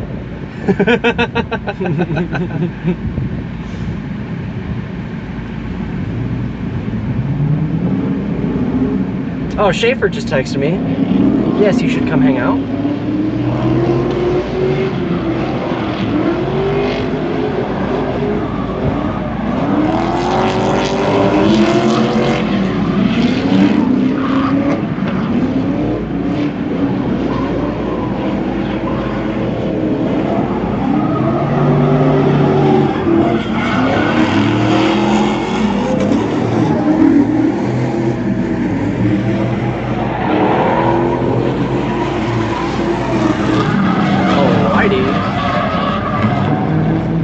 I wish I had brought my car. Oh no. I should have fixed it and brought it. But it's fine. Is it doable? I could have. I could have put it back together with stock parts and fixed it. But I need to order some TIC performance goodies, and those are gonna take like 2 weeks to get to me. So I figured I would just wait and do it correctly and not have to redo it again. Yeah. And then it'll be dialed. Yeah. So. What group is Tomas in? Do you know? Tomas? Let me double check because I do not see his car right away. Yeah. He was having issues with shifting between gears. I think what he said is I think he's going to leave it in second all the way through.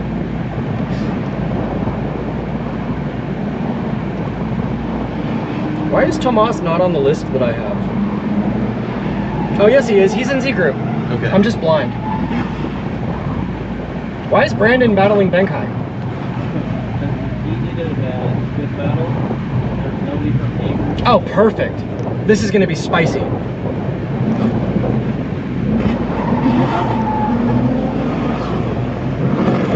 This will be good. I was hoping I would see this battle coming into this weekend.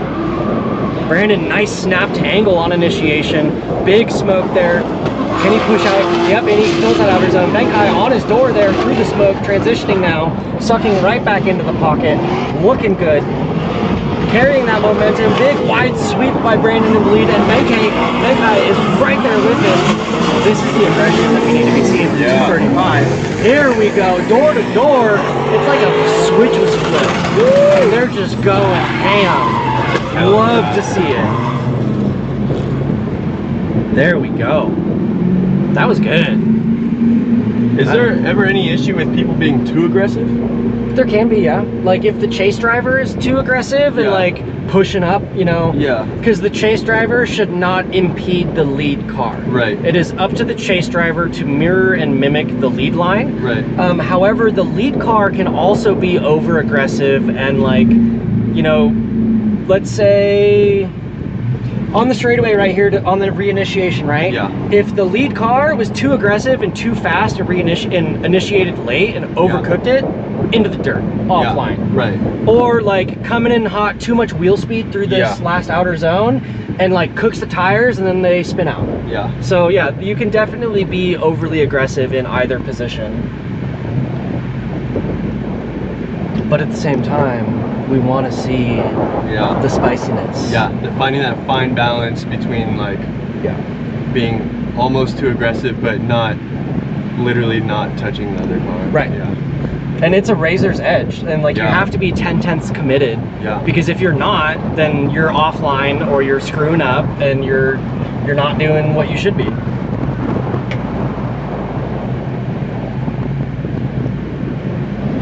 All right, into the second half of this battle, we got Benkai in the lead, Brandon in the chase.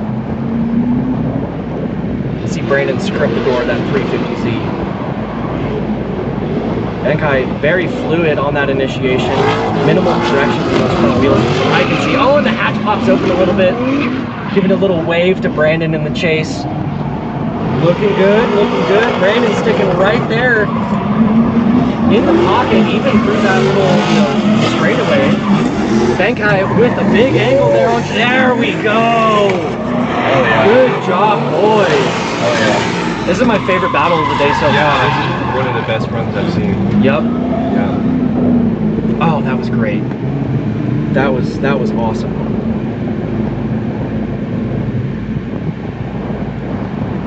I'm gonna text Brandon. Good job, son. What happened with Hector's car? No idea yet. Because he had to get towed off, right? Yep. Wow, that sucks. Yeah, that was spicy. Gosh, I love it.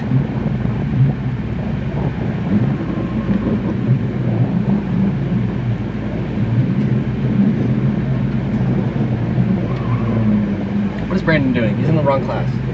Get off track. Did he have all 5 of his battles?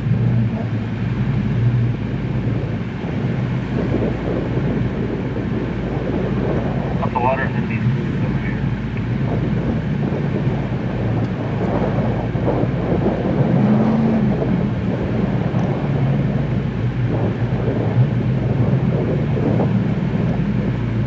So good.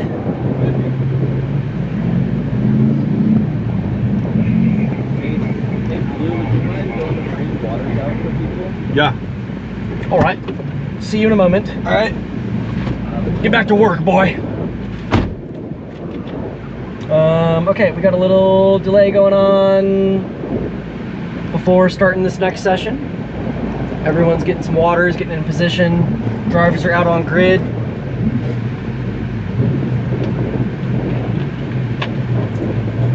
Thank you all for tuning in. We appreciate the support. Much love from the UDC family to you all at home watching. I'm gonna do a quick sponsor shout out. Thank you to Action Clutch. Thank you to Bucci out here doing media. We got Grim Graphics on board, Race MG, Tire Agent, Society, Race Club Fabrication, Bonkers FPV, Low Eye Media, Prisma Labs, Get NRG, Funhaver, Cage Kits, and huge shout out to Drift Japan. We love you, Ben and Benkai.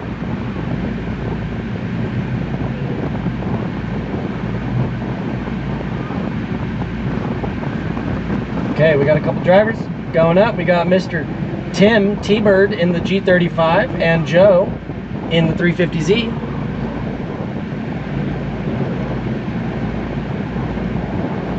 And for those of you that missed out, we just finished our first qualifying session of A group. And we are now getting into our first couple sets of battles for Z Group qualifying. We got T-Bird in the lead in the G35. Shout out Power Nation Performance. If you're in the Bakersfield area and need any work done on your vehicles, hit up the man Tim. And then we got Joseph Klein in the chase there. Big bobble there from T-Bird in the lead, kind of reinitiating through that zone, but that's okay. Transitioning now to the next outer. Joe is right there in the pocket where he should be. We got some VQ on VQ action. Nice flick back into that touch and go, or inner clip. T-Bird cleaning it up through the remainder of the course, and Joe being aggressive right up on the door of that G35. Not a bad first run, boys.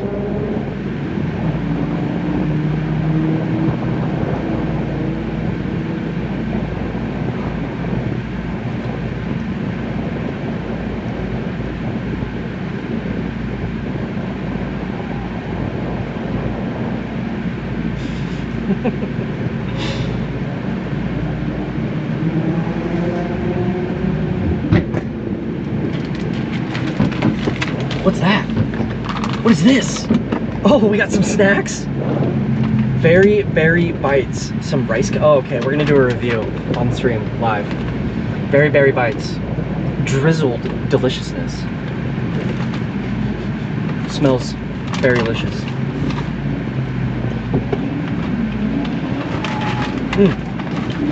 It's like a cereal almost. It's almost like the consistency of Pops. That's good.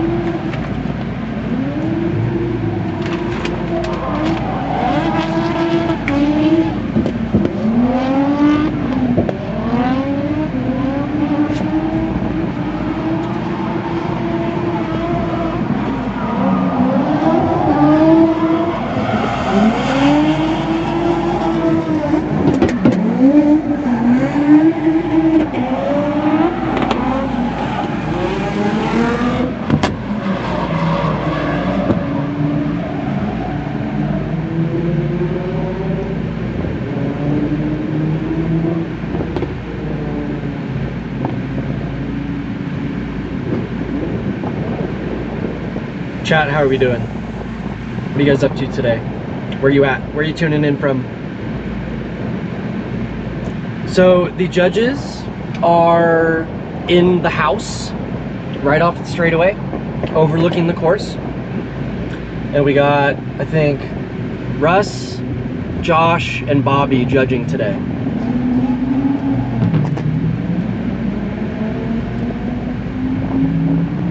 But they are in the AVS house next to the RV out on track.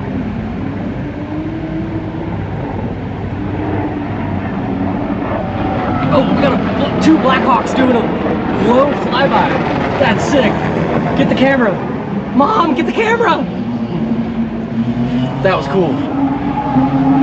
That was so sick. We just got buzzed by two Blackhawks.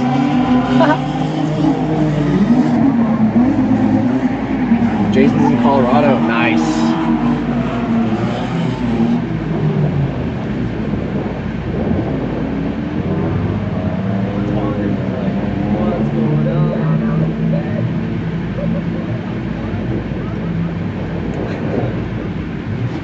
That was so cool. I hope they fly back. I don't know. I wonder where they're going. I totally zoned out on Tomas's battle. I apologize. Got distracted. I was like, squirrel! There's helicopters in the sky. They were low too.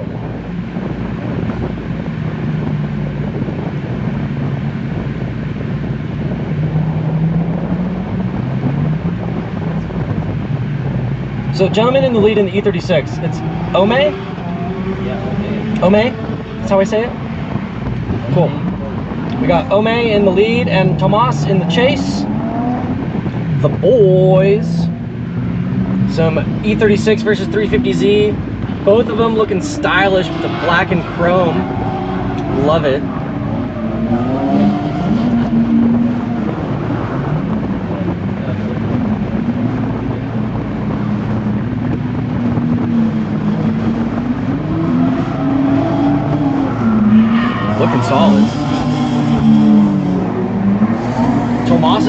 is gripped up.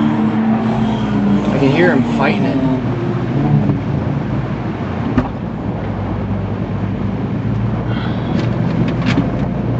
Oh yeah, that was awesome. That was sick. The helicopters. Yeah, I don't know if I like anybody that. in the live stream saw it, but I don't think so. I don't know if we got it on stream. we had two Shadow, maybe. we had two helicopters fly by like Mm. really low to the track, Mm. and they banked, and all the guys in the helicopters were all filming everybody Oh, drifting up the sick. side of the Oh, helicopters. that's cool. Yeah, That's cool. yeah. We need to use the power of the internet and find the guys that flew by and took that video. Yeah. And then we can clip it in with the stream. We got Paul said he's in Texas rooting for his kid Peyton Smith. Heck yeah. Well, speaking of Peyton, Peyton's out on track right now in the lead. Here we go. Some S13 action. Oh, look at that. And we got Joshua in the chase on his door, getting aggressive. These two guys, this is another phenomenal battle of the day. Wow. And look at that. RX-7 Wow. in the pocket on his door this entire time, right where he should be. Peyton throwing down a gangster lead run. Oh! Right up next to each other. Hell yeah. Oh man, I thought Joshua was looped out right there, but he saved it. He saved it. That was good. I like that one. Did you sit on the snacks or did you move them? I moved him. Where are they? I would not sit on your drizzleicious. The Drizzlicious.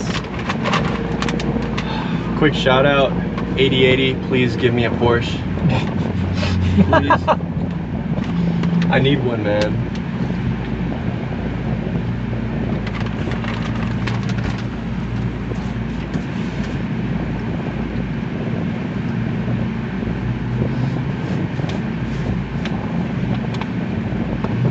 We got Rainy. Hi, Rainy. Hello.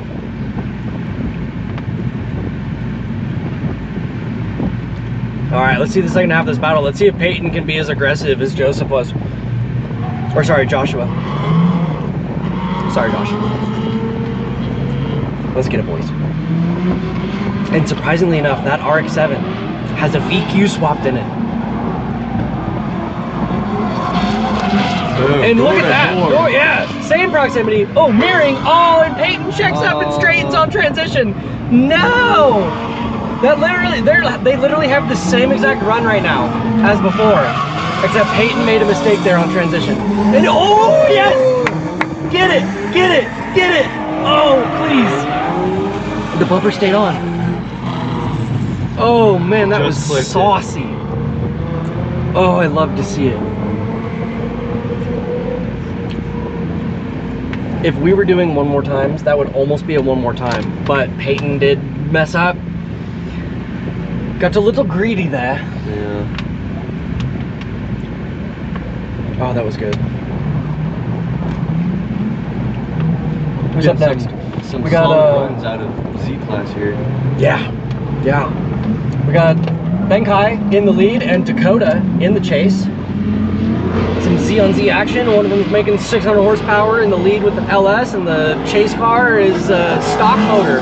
But, you know, horsepower don't matter, because look at that. Dakota is dooring Benkai and right up on him in the pocket still.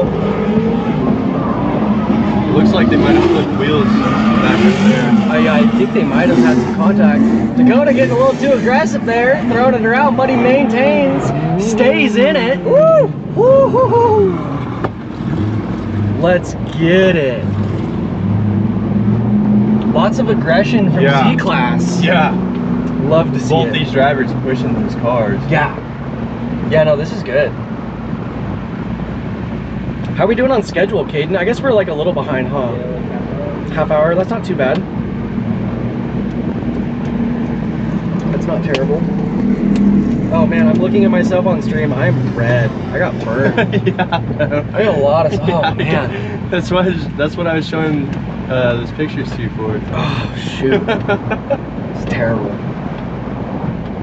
Cherry tomato. Yeah. It's getting hotter in here now. Don't step outside, brother. It's a solid 15 to 20 hotter outside. Yeah. Yeah. All right, Dakota in the lead, Benkai in the chase. Here we go. It's like I am speed.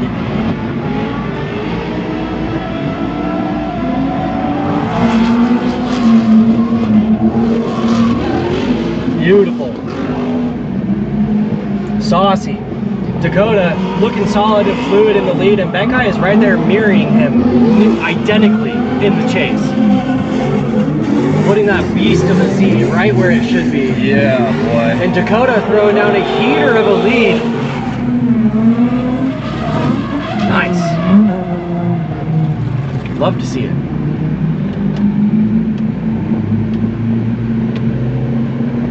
Man, we got some support in the chat from Jackson's mom. Big shout out to Jackson. We love Jackson over here.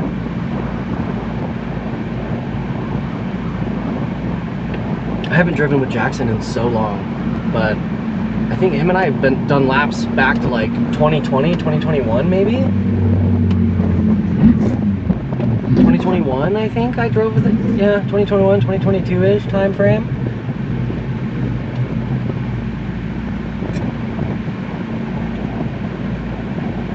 And this next battle, we got Mr. Francisco Cisco Drifts versus Brad Loopy.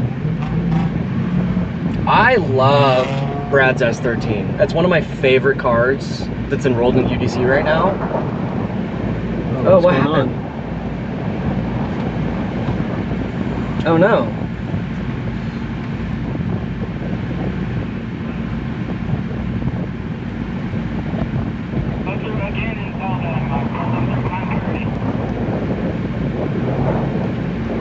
What happened?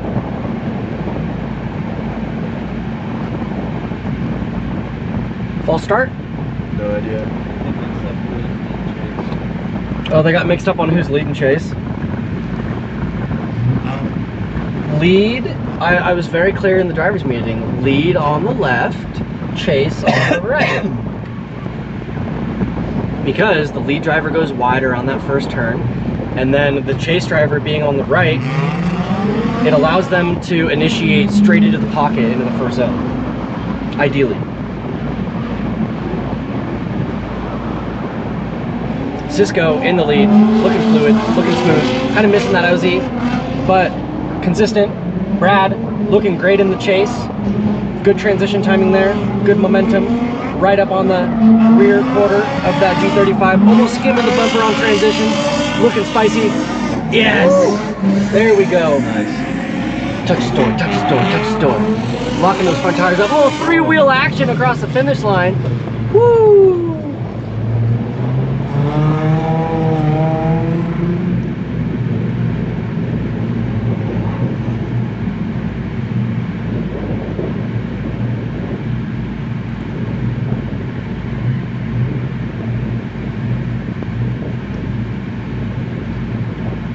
So good.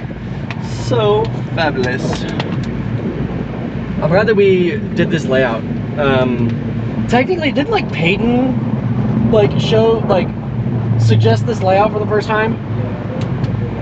Yeah, shout out Peyton. Peyton basically was like, hey, you guys should do this for the next round. And we were like, oh, that's actually great. We're gonna do that.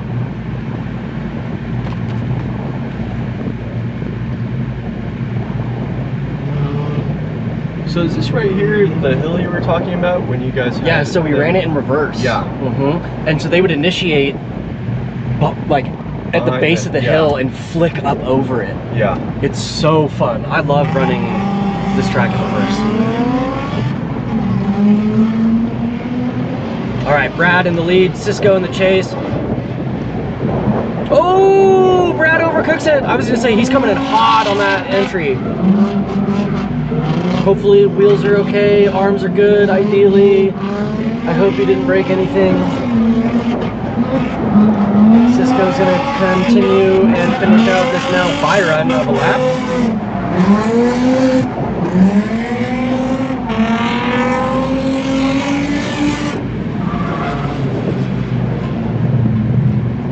All right, and up next we got some TNT action. We got T-Bird and Tomas.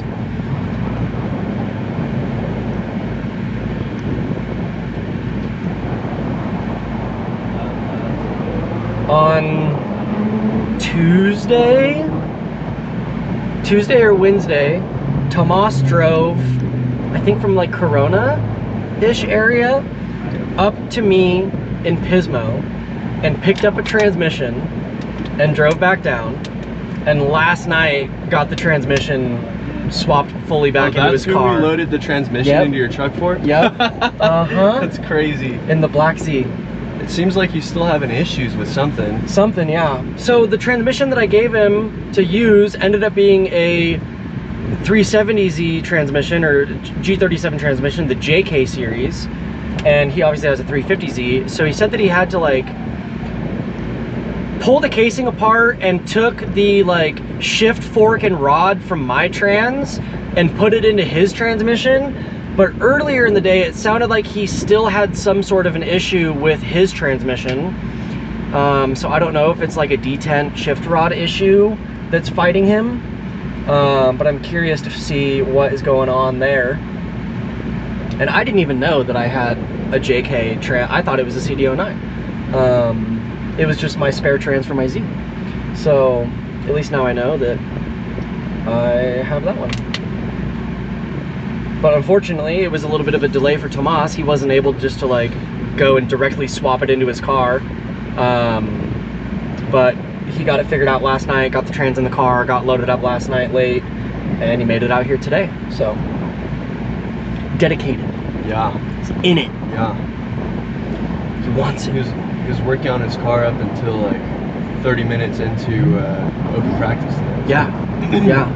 Said all he needed was a few laps. He's hungry. Yeah.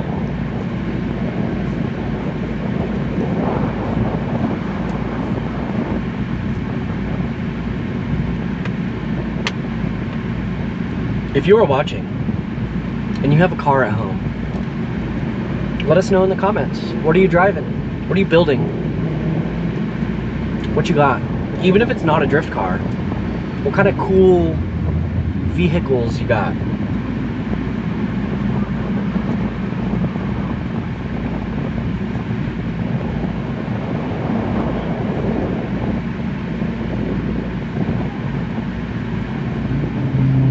All right, T-Bird in the lead, Tomas in the chase.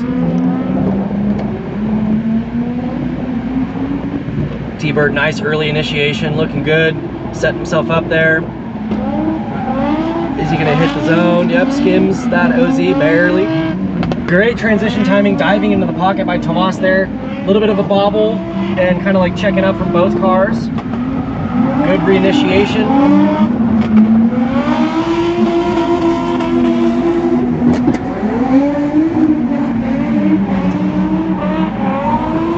Ooh, getting a little too greedy in the chase.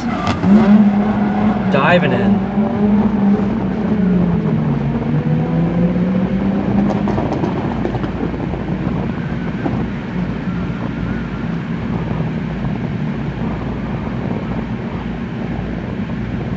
Oh, I forgot to post the stream link on my story.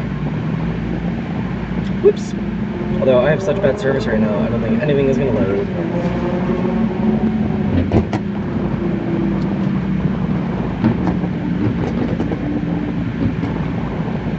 Oh man.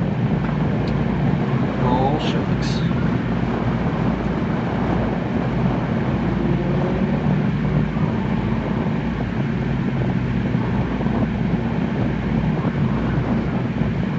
How are we doing?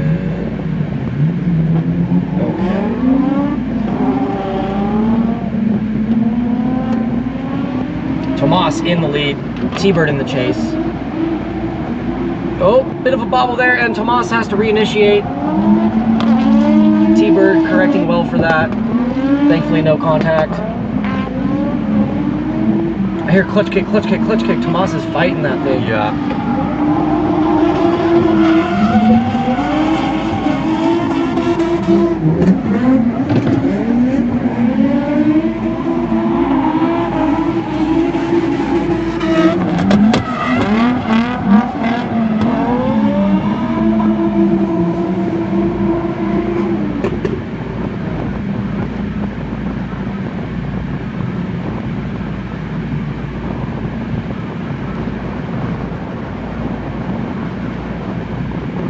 So how do you qualify for an event like this?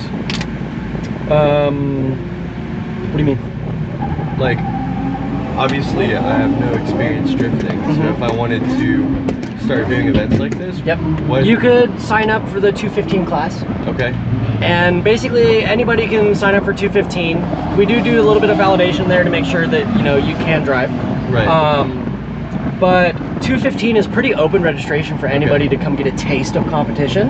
Yeah. And then based off of how they do 215, then you can basically like apply to drive 235. Okay. For 235, we do require full cage. Yeah. But for 215, we do not require a full cage. Yeah. So if you've just got a street car, you're into drifting, you want to come try out some competition and get a ton of seat time, hit us up and sign up for 215 and come drive with the boys. It's a good time. Oh yeah. And like last year and like even like this year, it's the first event of the season. There's always a couple guys that like have minimal tandem experience, or this is their first competition and they want to learn. And then, you know, you get into the second and third round and you look at the same driver and like it's like a different person. Like they've leveled up so much, even just a short span of time, because of the format that we have. Like they're getting so much seat time, so many battles, they're driving all day long, and so you're able to just get comfortable in a competitive environment as well as really have the time to figure out your car and you know, get honed in with everything. How often are there open track days? Weekly here. I mean, like you can go on the Apple Valley website and go to the calendar, and there's events on a weekly basis out here. But also like on the days that there aren't reserved scheduled events, you can show up and I think it's like 60 or 80 bucks and drive open practice days. And just come when there's like nobody here and have the whole track to yourself. Yeah. I need to get me a little beater. Yeah.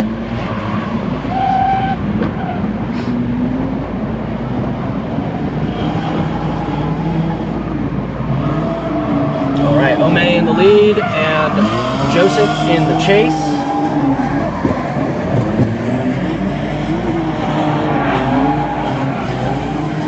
Boys are back in town.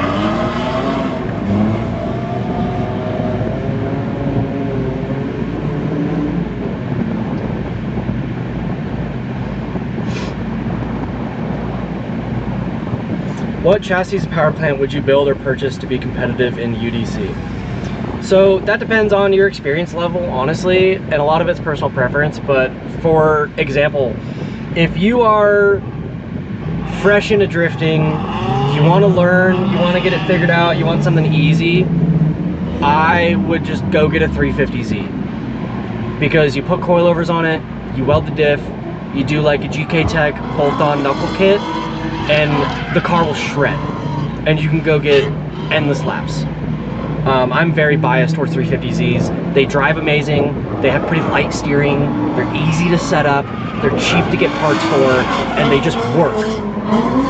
And they're not bad to maintain either. Like some people are like weary about the V6 and like the engine bays look a little cramped, but honestly, like they're easy to work on. The drivetrains are super strong too. You get one with the CD09, they're great. The diffs hold power, the axles are great.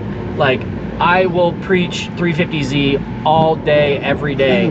And the great thing about the VQ and like having a V6 is you have that low end torque to where when you're first starting out, like you can dump the clutch and power out of stuff. Whereas like if you go get into an IS300 or, you know, even in some cases, depending on how it's set up, like an E46 or E36, like you don't necessarily have the torque to power out of things, depending on the setup. And then you're kind of more so relying a lot more on the like momentum, which like at the end of the day, you do want to be relying on momentum and how the car is set up to properly be executing drift. However, for ease of entry level car, go get a 350Z, because then also like long-term wise, for progressing more and more, 350Z is the key. I'm building a 650 horsepower JZ 350Z right now, and that's going to be like my quote-unquote pro spec car. Not that I'm going to be driving pro spec, but I'm building it as a pro spec car. I started out with IS300s. I've driven Zs. I've driven E36s, E46s. I have a Corvette. Like, I've driven so many different cars, and honestly, my favorite thing to drive at this point, I think, is a 350Z. And you'd keep the drivetrain stock. Yeah, keep it stock. Yeah. Do a aluminum radiator and replace the bleeder screw on the coolant lines. Do like the billet bleeder screw upgrade, because the plastic bleeder screws freaking suck. But yeah, 100% go get a 350Z. And if you want some more space and you want a little bit of a back seat or something, go get a G35. They do drive a bit differently than the Zs do. But all in all, like, they're phenomenal chassis. And they're super cheap to get parts for. They're everywhere. You can go to an O'Reilly's and get parts for them. It's not like it's some concoction of a swapped vehicle right out the get-go. But also, like, I really want to build an S13. I want to build an S13 and I want to build an IS300.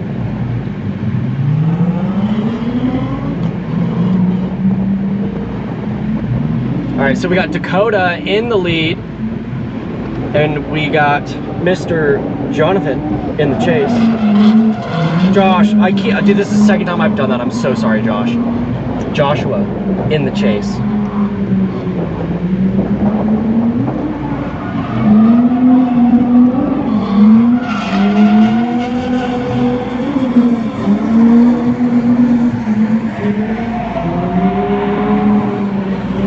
Finished off strong. Yeah, it's looking good. It's looking good. And this next battle is going to be a spicy one. We got Peyton and Benkai. Here we go. This is what we were talking about earlier when Peyton was sitting with me yapping. We've been looking forward to this. Peyton's going to be in the lead initially, Benkai in the chase, and let's get right to it.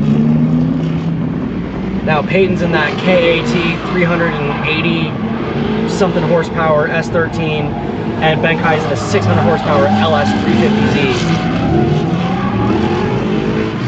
Beautiful. Yeah. They're dancing out there.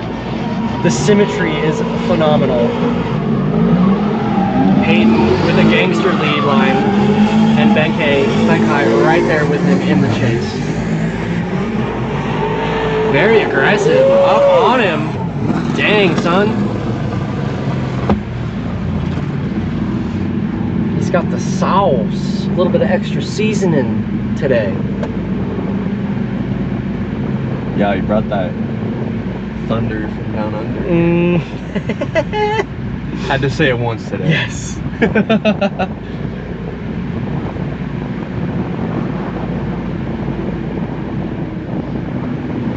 You've heard of French kissing, you heard of the Australian kiss? What's that? Down under. Oh.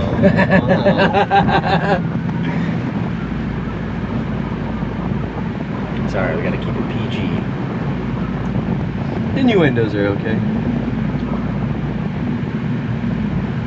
It's what Disney does. They're really good at it.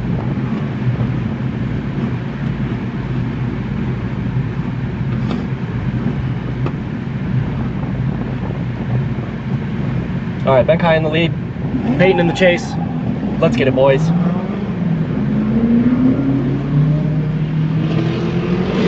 Let's see him initiate right into the pocket, Peyton. Let's go. Smooth, fluid lead line. Excuse me. And the hatch opening again in the same spot. That's pretty funny. Peyton cutting line a little bit, but staying right there on his door, right in the pocket. Let's see him flick right back in. Looking, oh yeah! Clip that bumper, get it. Destroy that brand new bumper that he just put on the car like 2 weeks ago. Or like, I think it was like 3 weeks ago. I think he put it, like, he put the kit on the car for the crash style, or like, I think it was a crash style event. I can't quite remember. Name of the game. That was sick though. Yeah, that was beautiful.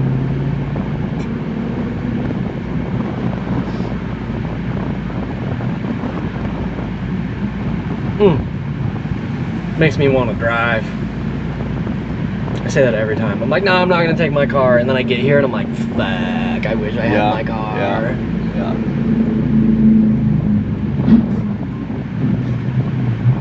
Yeah, that was sick. That was a heater in battle. I want to see Joshua and Benkai go head to head too. What's going on with his car? Bumper maybe? Maybe he's gonna like take it off real quick or something.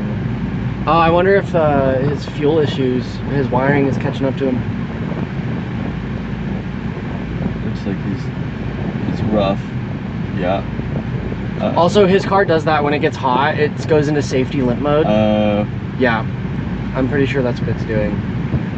Yeah. When I rode along with him, he took me for a couple laps, and then it started doing that in the same exact spot right there. And it was like bucking, and it looks like it's bucking right now.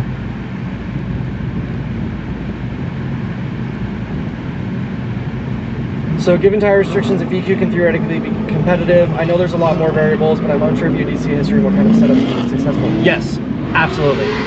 Almost every podium, there's a VQ car on the podium. And we've got one of our drivers in 215 that also drives 235 half the time. I don't know if he's driving 235 today, but Chester. The kid's like 14 or 15 now in a stock VQ car and has been on podium more times than like anybody else in the series. What? And he still doesn't even have coilovers. He like just put a basic GK Tech bolt-on angle kit on the car like the last event.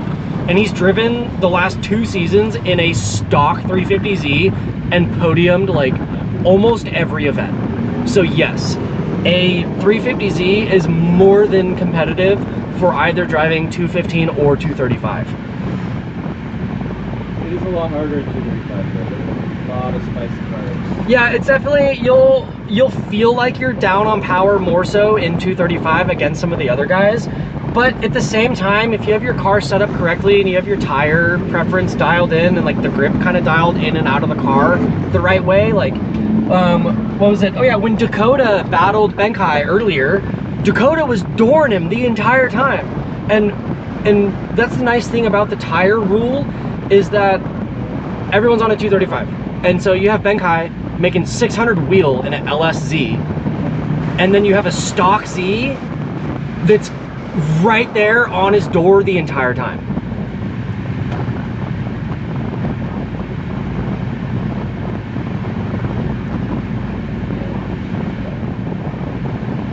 So we got Brad Loopy in the lead in the S13 Sender, and then we got Ryan Dye, right? Ryan Dye, Ryan Paul Dye. I know that's his, yeah.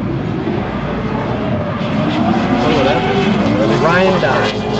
I don't know. I looked at my phone to look at the list real quick to make sure that I was saying Ryan's name correctly, and I missed it.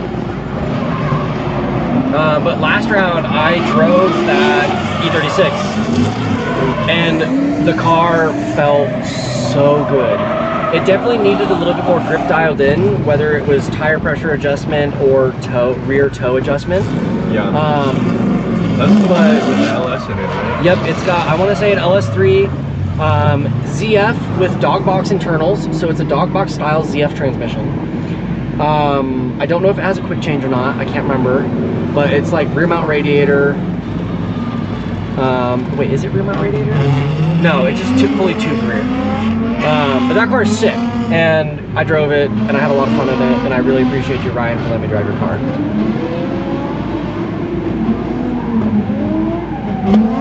Where is Chester? I don't know. I thought that he was going to be driving today, but I have no idea. Yeah, I don't know.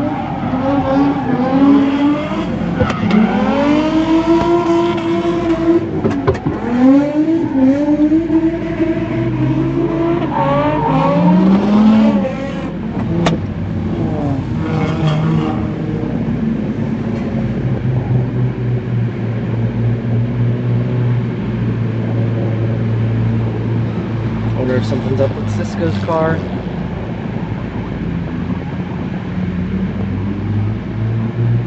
Cody! My nuggets, man. Cody! I miss you. Love you lots, brother. I wish you were here too. But you've had a lot going on between the move and your car and transmission clutch stuff, and then finding out you have to do head gaskets and all the goodies. I I truly love that for you so much.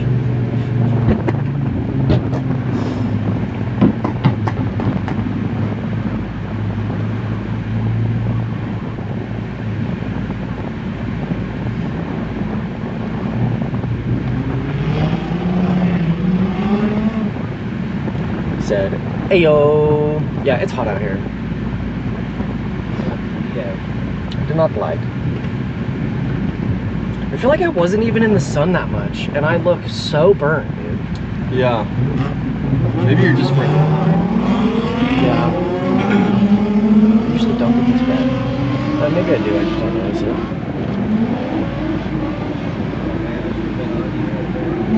Let's go, Cisco. Let's go, T-Bird. Good fill of that outer zone. Let's see the snappy transition. Can T-Bird suck into the pocket through this next zone? Right there on his rear end.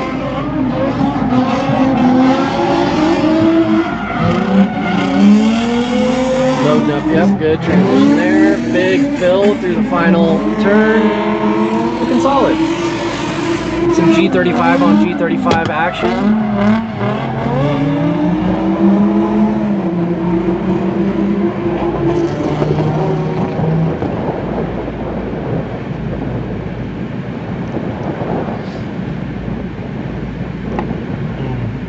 I'm gonna like crack the door. I'm so tempted to see how gross it is outside. Yeah. I don't like that. Yeah. I'm just gonna stay in here all day. Tomas in the lead in the chrome and black 350Z, and Mr. Joseph in the chase in the black and white? Yeah, black and white 350Z. Oh, Joseph getting spicy in the chase there, right up on him. I hope there's some door marks there. Please push him around the track. You gotta tap your homies sometimes, you know? Yeah. Just a little tap.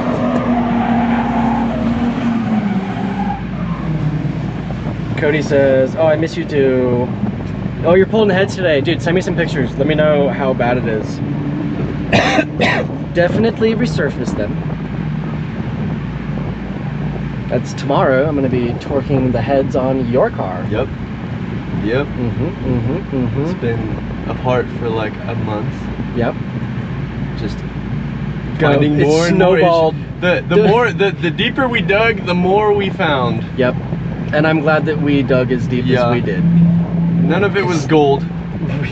I wish it was.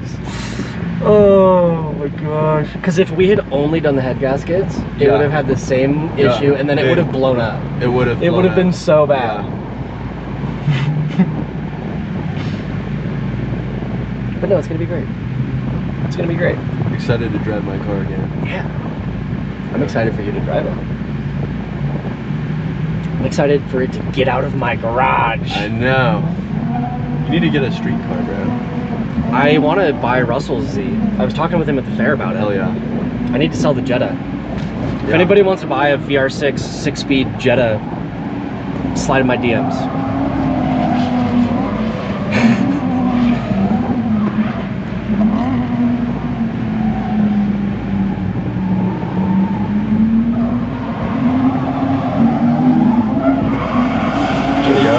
Doing a little bit better this run.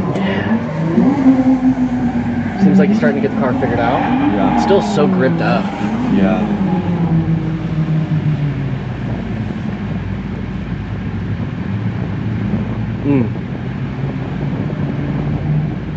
I like the way both of their cars look. They're just clean, complete. So if a car's too gripped up, is it an option to change out the tire for a tire with a different compound? Yeah. Yeah, you can run, that's one thing. The only limitation on tires in UDC is the width. Okay. Yeah. So you could run any compound you want. Yeah. That's the little secret there. You can run any compound you want. Yeah. Whether or not they're gonna last, you know, that's right. But generally, like, these guys are running anything from a 300 to 500 treadwear tire. Yeah.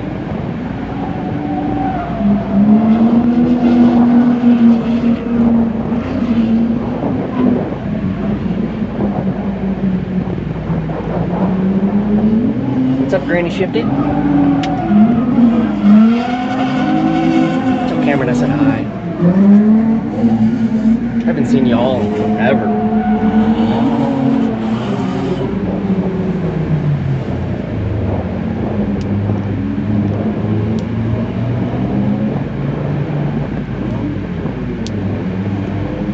I see some hoods getting popped on grid. It's toasty out there. Yeah. Cody said that he'll be back for round 4 and the car will be better than ever. Good. I'm glad. We need to bring the whimsy back to the weekend.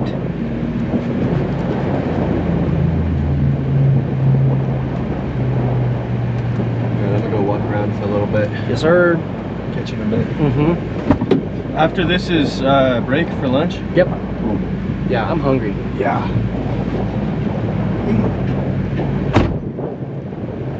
Alright, let's get into the second half of this battle. We got Ome and Dakota.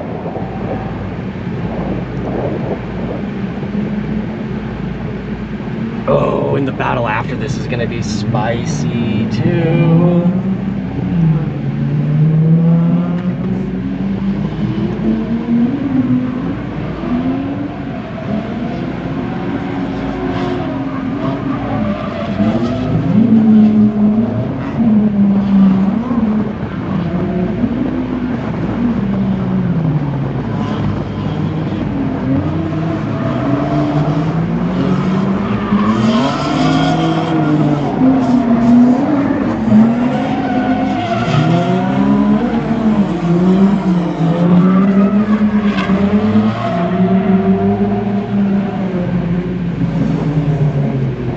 Oh, you're gonna put some nitrous on it, Cody? That'd be spicy. A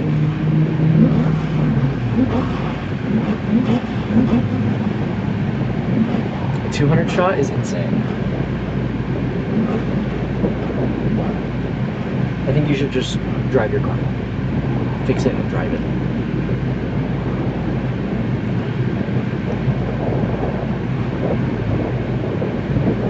All right, so we got Joshua McDonald in the lead. Benkai Brewing in the chase. This is gonna be a saucy one. Both of these guys, stylish, aggressive, good proximity. Let's see it.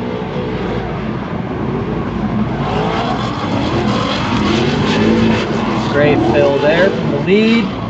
Very fluid. Benkai right there in the pocket, being aggressive, reinitiating now through the touch and go. Yes.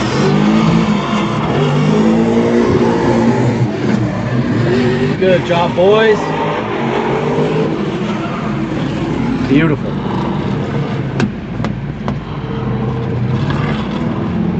Not too shabby. Again, I'm going to be repetitive and give another quick shout out to all of our sponsors and all of our partners for UDC and all of the drivers and everyone involved. And even if you're at home, go check these companies out. Go book a trip to Japan through Drift Japan. Shout out Drift Japan. We got cage kits on board if you need CNC, laser cut, and bent cages to fit your vehicle perfectly. Hit up Cage Kits. Get your proper safety dialed in. We got Fun Haver, NRG and Prisma Labs for your steering wheels, your seats, your seat brackets, your accessories, all your goodies from NRG and Prisma Labs. Low Eye Media, Bonkers FPV, Race Club Fabrication, Society, Tire Agent, Race MG, Grim Graphics, Action Clutch. If you need a clutch for your vehicle, hit up Action Clutch. And then we got Pit Lane Cafe out here and Juanita's. And then, what was the other place? Bees, what? Bees Caboose out here serving food. So if you're hungry, if you're watching the stream, you're out here on the track, go get some food, support the local vendors that came out, and fill your tummies. Benkai in the lead, Joshua in the chase, getting spicy. Let's see this transition. Now, snapping back now, is he gonna time it to suck in the pocket through the final zone? And he does. Look at that. Great run from both drivers. That was a spicy battle, and I'm curious to see what the judges have to say regarding who won that. What do you think, Caden?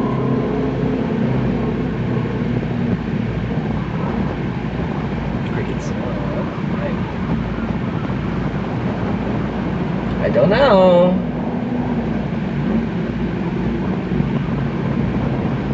And up next we got Ryan Dye versus Mr. Peyton.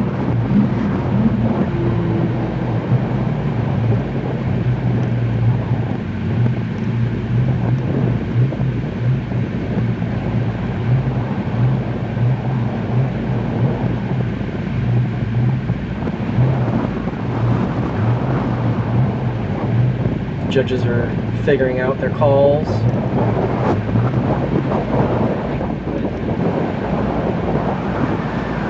Is it going to be a tie? What do you guys think at home? Who do you guys think won that last battle? Was it the RX-7 or was it the 350Z? Comment down below.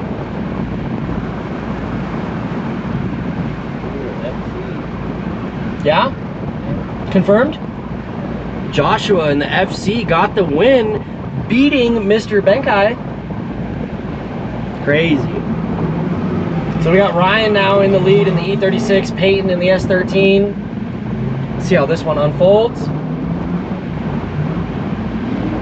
Ryan using that LS torque and just powering over into that first zone. A little bit of a bobble through that OZ there. Let's see this transition. Peyton sucking into the pocket. Nice little flick reinitiation from both drivers.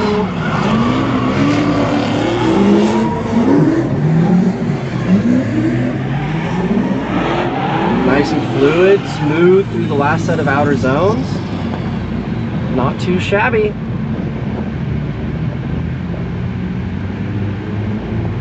Louis says Josh is a legend, had great battles with him yesterday. Heck yeah, dude.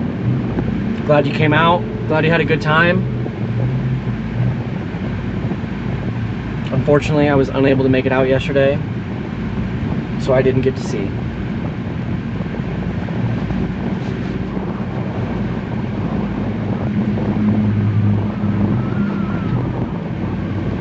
Who is up next? I think I see a T-Bird in line, and I don't know who's next to him.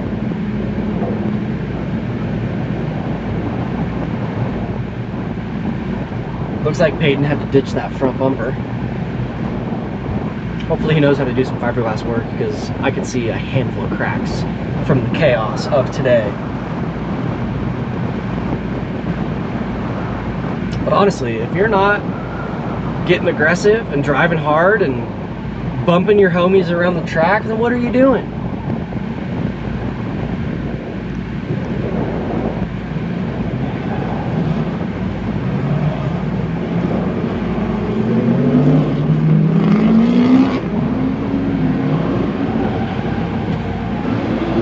Big gap there from Ryan in the chase, getting kind of left behind. Peyton looking fluid, filling that OZ, transitioning now around this last turn there. Straightening out, let's see this nice saucy reinitiation. Keeping it smooth. A little shallow there. But then he picks it back up and fills the final zones. Unfortunately, a big gap there from Ryan in the chase. So I'm going to go on a whim and say because of the lack of presence from the chase driver in that run, that more than likely Peyton is going to take the win. However, I'm no judge, so I can't make that call. And we got Brad Loopy in the lead and Mr. Tim T-Bird in the chase.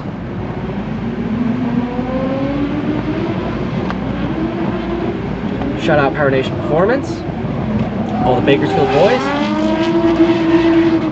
And I know Brad said he had like a 11 or 12 hour drive out here. Caden, you know where he comes out from? NorCal. Crazy. Big angle on transition there, looking good, loading the car up.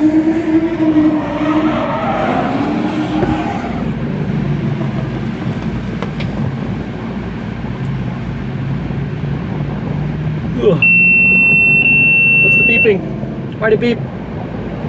What the heck was that? Was that the GoPro beeping? Yeah. Is it dying? That was scary.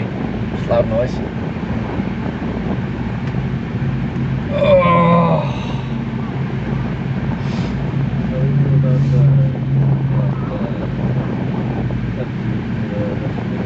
Pac-Man! What's up, brother? I miss you. Why are you not here? What are you doing? Looks like T-Bird's having a bit of a car issue there.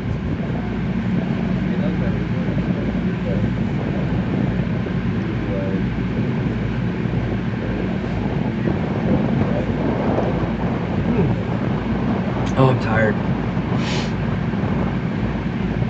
I left home, got out to Apple Valley at like 2 in the morning, went to sleep for 3.5, 4 hours, woke up at 6, and now we're here. Doing great. Pac-Man says that he's not here due to global warming. Yeah, it's hot. It's very hot. Can we can somebody build a water park right next to AVS? That'd be great. Or what if we just remove all of the dirt around the track and then fill it with water, so that if you go off track, then you really total your car.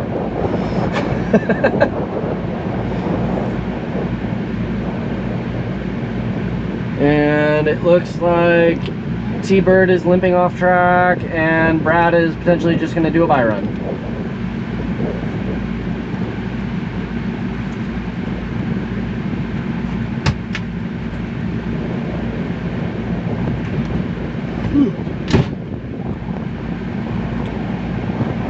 Oh man. How are we doing, chat? What are you guys up to? Talk to me. I'm getting evicted from my shop. Oh no! Did you get into a backup shop spot, or like what are you doing now? I'm sorry to hear that. That's not good. That's got to be very stressful.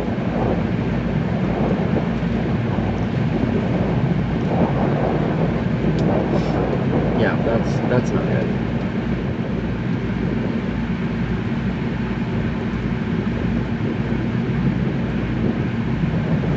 Okay, so Brad is going around to do a buy run or just to go back to grid. Yeah, save your tire, save your car, keep it cool. So because T-Bird vacated that run, Brad is going to get the points for that run. Oh, it makes me want an S13 so bad.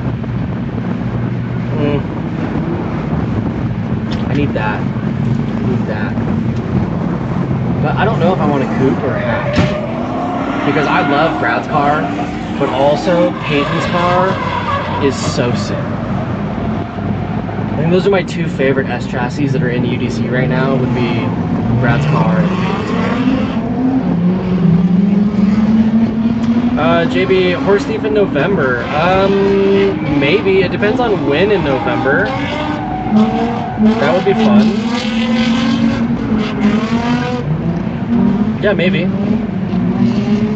I don't think I have any events necessarily planned for November at the moment. Nothing is in my calendar at the moment. And so we got Cisco in the lead in the black G35 and Tomas in the chase in the black 350Z. And Tomas is excited, he's vibing, he's got his hand out the window, fist pumping. So that's good to see that his spirits are high, despite, you know, the last week that he's had with swapping the transmission and dealing with issues, and then this morning trying to get everything dialed in near the end of the month. Okay, yeah, I'll think about it. Maybe that'll be a good, if I can get myself together and spawn in excess money to where I can finish my Z, maybe that would be a good shakedown, test and tune time to drive the Z. I don't know, we'll see. I ideally want to finish that car by the end of the year though. And then maybe next season I'll come out for I'll substitute for one of the 235 rounds and come spank the boys for a day. Caden, next season, can we set up the schedule to where we skip the month of July? Yeah. Yeah.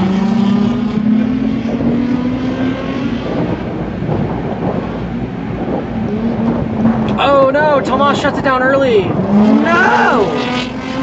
What are you doing? That sucks. You need to see the homies. But also, yippee for Cisco, because now he gets the points.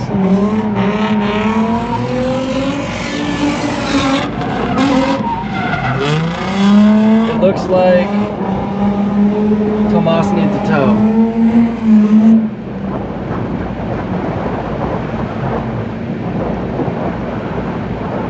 I'm gonna text Tim. Oh, well, I have a radio. Oh no, Tim's already on it. I don't gotta do anything. We're good. Very nice.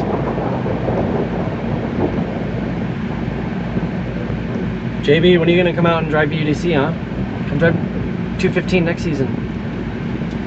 No balls.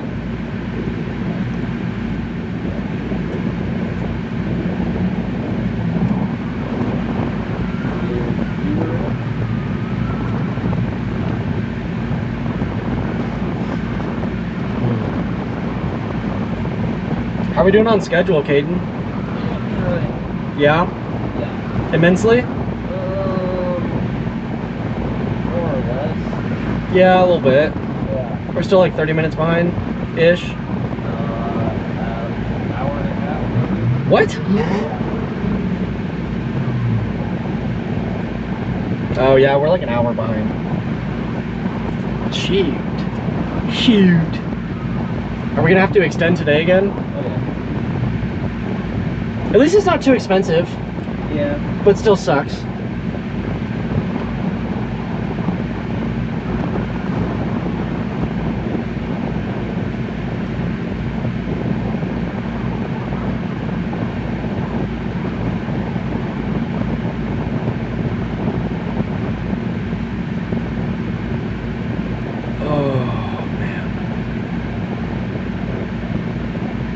Well, while they recover that, that's great.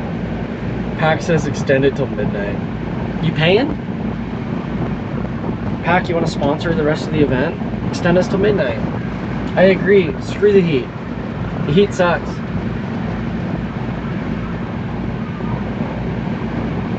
I do not like it. Oh, I think I see Schaefer pulling in right now. I'm gonna scumbag him into coming on the stream. Maybe. He's not gonna go on the stream.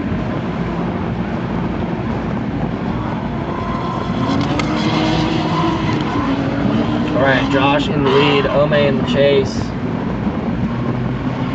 That saucy RX-7 and that gorgeous E36.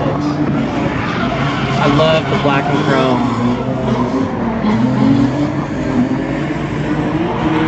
Little drag wing on the V36? That's tasteful. I didn't notice that until just now. Chat, how do we feel about drag wings on drift cars? I personally love it. And if you're into drag wings on drift cars, hit up the homie Daniel, and is a Fridley Works on Instagram, and he's been making some sick, like polished sheet metal drag wings for a handful of cars. And he's the homie. And he's got a sick 350Z too. He needs to come drive 230. Yeah, we need to get him to come drive 235.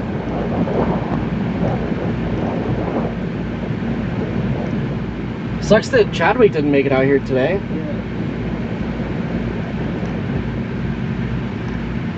Where you at, boy?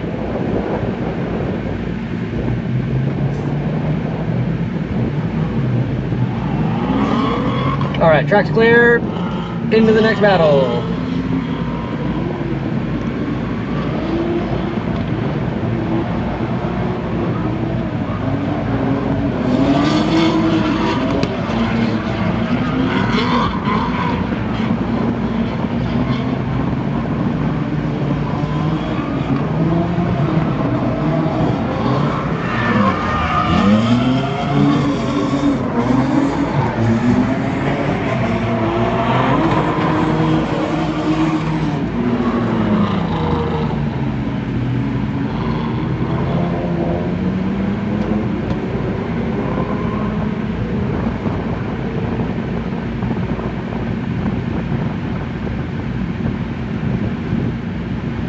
Oh, Bailey made it out on grid.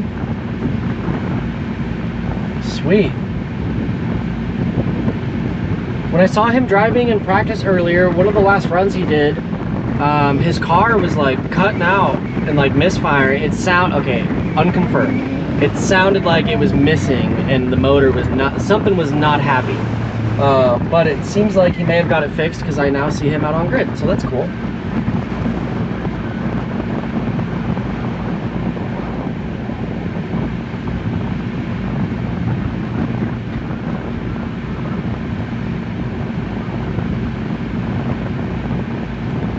Okay, honestly chat, I hate to do this. I'm gonna take a 5-minute break from commentating because it's very hot in this front seat. And so I'm gonna sit in the AC for like 5 minutes and then I will be back. But enjoy the drone footage of these next battles.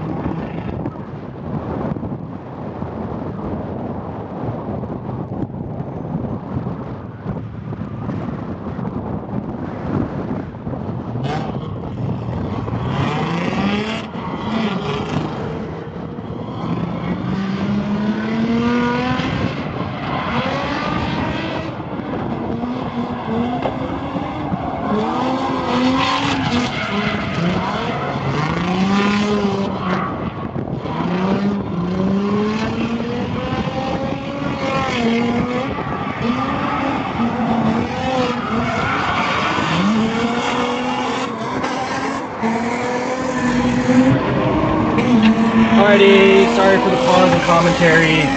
We are back. I had to take a little bit of a break. It started getting hot in the front seat. The AC isn't fully circulating, and I had to use the restroom. So, a little pause, but now we're back. How's everybody doing? Good afternoon, chat.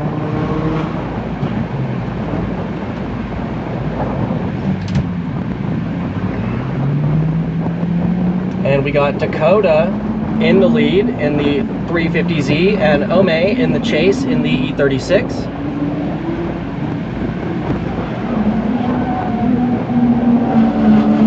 A little shallow there through the OZ, checking up, snappy transition. Ome falling behind and falling out of drift, unfortunately. Dakota flicking back into the inner clips there, through the touch and go, scrubbing that OZ, flicking transition through the last turn.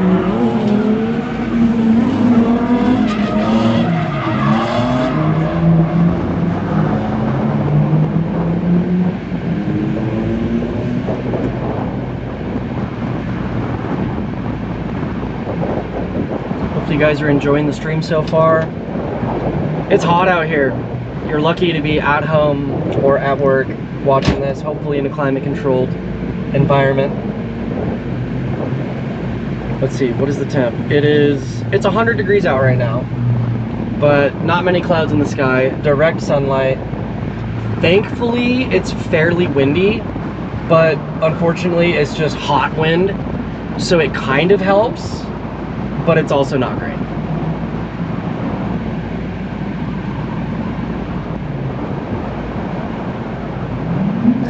Now into the second half of this battle, we'll have Ome in the lead and Dakota in the chase. E36 lead, 350Z chase. Back at it.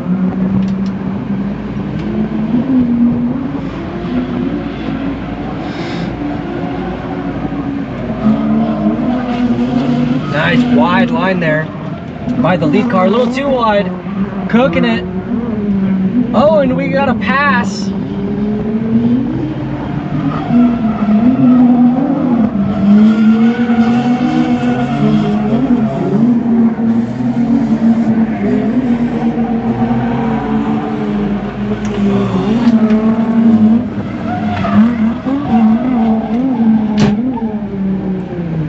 This is the key. The liquid IV is the key to hydration.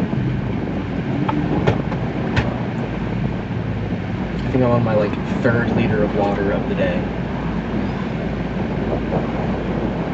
But all in all, comp is going smoothly. Stream is going smoothly, aside from me stepping away to take a break. I do apologize for that. Sorry for the lack of commentary and just kind of like the static cam and drone cam for the last, 5 to 10 minutes. But Little recap of the day. Smooth sailing, no crashes yet. A couple cars towed off a track due to some mechanical issues. Looks like Joe's car is running and driving again. I was talking with one of his crew guys a second ago. They think that maybe the fuel's getting hot, and it was almost like kind of, I don't know about vapor locking, but like it would run and then just like shut off on him, and they would let it sit for a couple minutes and then it would start up again. So something weird was going on with Joe's car. I would assume that they got it figured out now though, since he's obviously turning laps. And also Chester is out there now.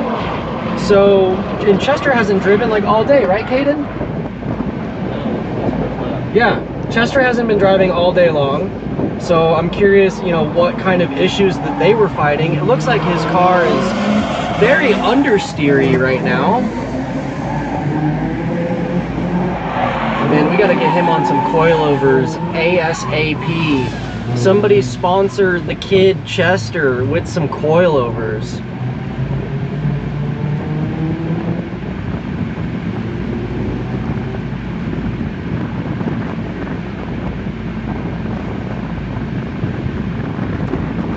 Oh no, you're good, don't apologize. So this is Z Group qualifying. This is our first round of Z Group qualifying currently. Once these battles are over, then we will do a little lunch break, and then we get back into A Group qualifying. We have another Z Group qualifying, and once the 2 qualifying sessions are over, we tally up the points from A Group and from Z Group for both sessions, and that'll dictate our final 8 bracket.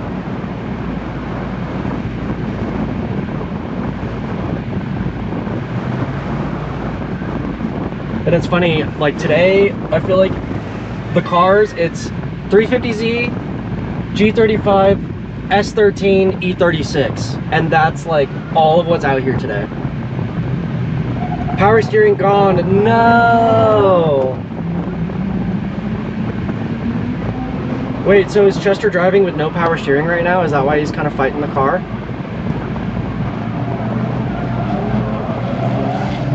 Yeah, it looks like it. Yeah.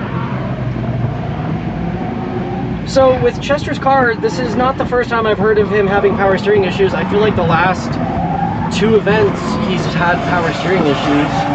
What's going on with that?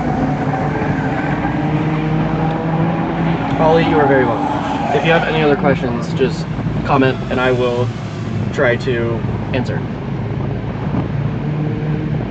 Yeah, I'm really curious, like, why is Chester's car having issues now? It was working so well for so long. Rack seals blew out on both sides. Ah. It, like, as unfortunate as that is, at least it's not a horrible fix. It just needs a new rack. And also a power steering, like, a big power steering cooler if he doesn't already have a cooler on it. I know from factory the power steering coolers on those cars are pretty small. Last time was pump, this time rack. Oh, of course. So I wonder if the pump failure caused the rack to then fail, or if it was just coincidental timing. Side note, Peyton in the lead and Brad in the chase. Some S13 on S13 action. These guys are throwing down, getting saucy on this first run with Peyton in the lead. I'd love to see both very similar chassis, but entirely different execution of cars built. Peyton in the S13 hatch with the built KA making almost 400 horsepower, and then we got Brad in the S13 coupe with the LS. I'm not sure what his power range is or which LS is it. I'm gonna go out on a whim and say Brad is probably making, excuse me, between 350 400 horsepower, if it's like a 6-liter, or even, yeah, I don't know. I'll have to pick his brain on what it's doing. And is he going to bless us with his presence? I know. Come here. No, sorry. Get in here. No, you can't taunt me like that. You can't do that. Oh, John, I was trying to get Schaefer in. Jonathan, you're in trouble. I see you. Come here. Come here. Come here. Oh, I messed up. Hey, will you fix this clamp, John? Yeah, I'll block you out. Yep. Please? Why won't you come sit with me? Because you have a camera. Show your beautiful face. Look at that. Look at stream. We got John Schaefer in the house. You won't get in trouble. You can say whatever you want to say. Please. Okay, so Brad does have a 6-liter in the car. Sweet, I'm glad that I was accurate there. Now, into the second half of this battle, we got Loopy, Mr. Brad in the lead, and Peyton in the chase. Let's go. On initiation, Peyton's right there in the pocket. Great proximity, staying dialed. Let's see this transition and him snap right back into the pocket as he does. Now, coming up the straightaway, he's gonna have to kind of suck back a little bit, and perfect, reinitiation. A little bit of a shallower reinitiation from Brad there, I think, and which I may have caused him to fog and correct right on that transition, but Peyton staying strong, consistent, and checking up and making the corrections that he needed to in the chase on the fly. So that was a pretty solid battle for both drivers. Love to see it. It's great to see those two guys drive together in the, you know, similar chassis, but just completely different execution of build. It's good times. John, you're in trouble. And we got Cisco in the lead with Tomas in the chase. And it's looking like we're getting into our final battles of Z Group qualifying first session. Once we are through with this, we're gonna pause for lunch. Make sure you subscribe to UDC, turn those notifications on so you get notified when we go live again. Hayden, are we gonna end stream and start a new one, or are we just gonna run commercials until the next stream? Okay, so we are going to end this stream, so turn those notifications on. That way, when we start up the next stream within the next hour, you will get notified and you can join back in. And it'll be great. And then maybe I can go serenade John into coming to sit with me. Oh, he's still in here. Pookie, why won't you talk to me? We have a whopping 30 viewers that could listen to your sweet, sweet voice right now. He said, I'm going to Chili's, I'll be back. So what's up with the, okay, explain, what is the hyperfixation with Chili's? Is it just that good? Why aren't we talking about this? Talk with me now. You don't have to show face, just talk with me. So that's like your autism hyperfixation is Chili's? Yep, the chips and salsa, yep. Sorry, you guys can't hear him, but yeah, we're doing great. So now, into the second half of this battle, we are gonna have Tomas in the 350Z in the lead, and Cisco in the G35 in the chase.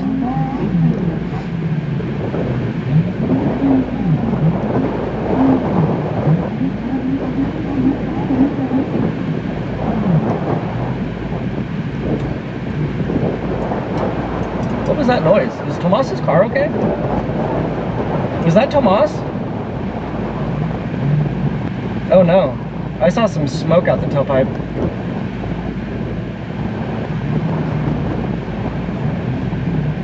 Is his car actively taking a dump on grid right now? Or is his trans or clutch stuck or something? It seemed like he was trying to rev it and move it, and it's just not budging. No, Tomas. He was working so hard to get here this weekend. Like, he drove 4 hours one way to pick up a transmission from me, and then it was like 6.5, 7 hours for him to get home because of traffic. And then last night, he got the trans swapped and got the car finished and loaded up super late, made it out here, has had issues with the car all morning. Man, that's unfortunate. And it looks like they're calling it, and he's gonna get pulled off.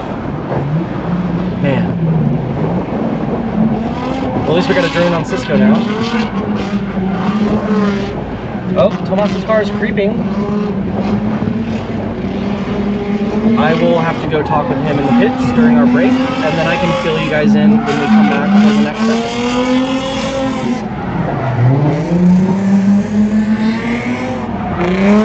And well, with that being said, I guess this is going to I don't want to prematurely say this, but looking at it, there's no other cars on grid, and we're about to pull a car off grid. So I'm going to go ahead and say that this is going to conclude our qualifying session for Z Group right now.